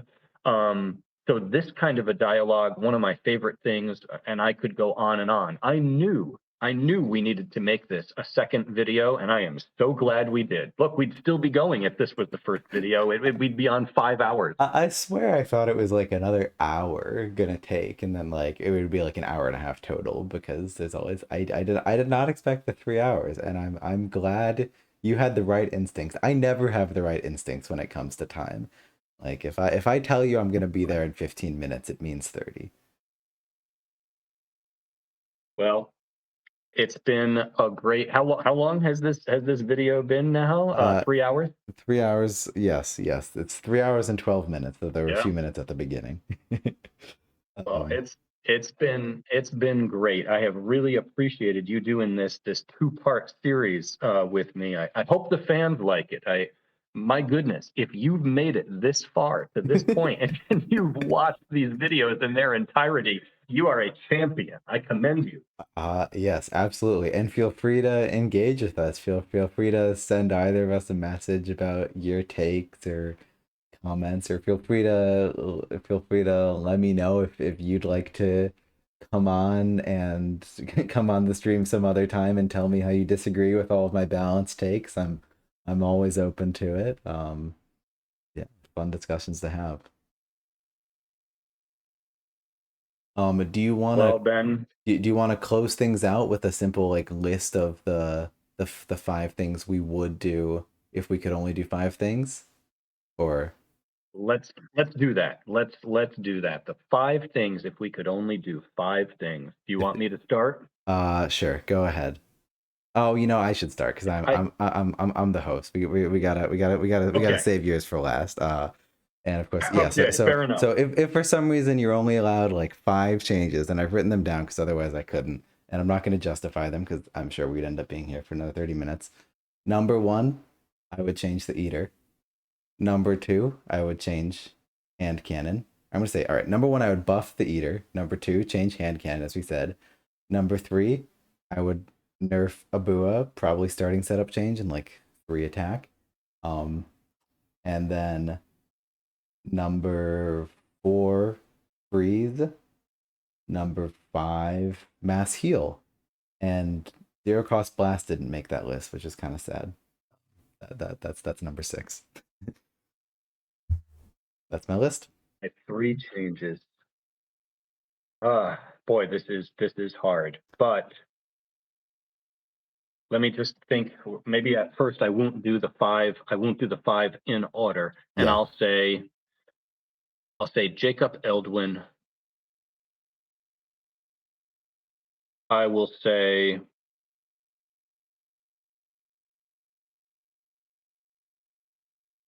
boy. Oh, I'm gonna say the Eater. Jacob Eldwin, the Eater. Yeah.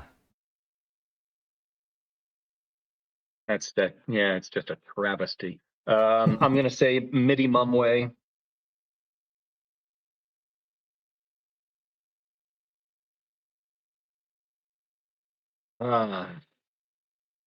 And then I'm gonna say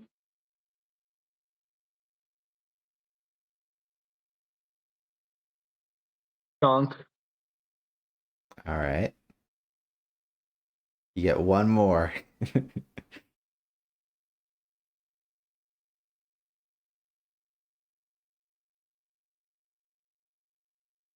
Wow. Oh, I know. brutal. It's tough. Brutal. It is tough. I am tempted to say Border Archers, but you know what? If I get my other change and Midi Mumway comes up a bit in power, maybe I won't do Border Archer, and instead I will say Citadel Archer. Yep, I'm going to go with Citadel Archer. All right. I'm sure you'll be laying it in bed at night tonight and be like, crap, why did I say that instead of that?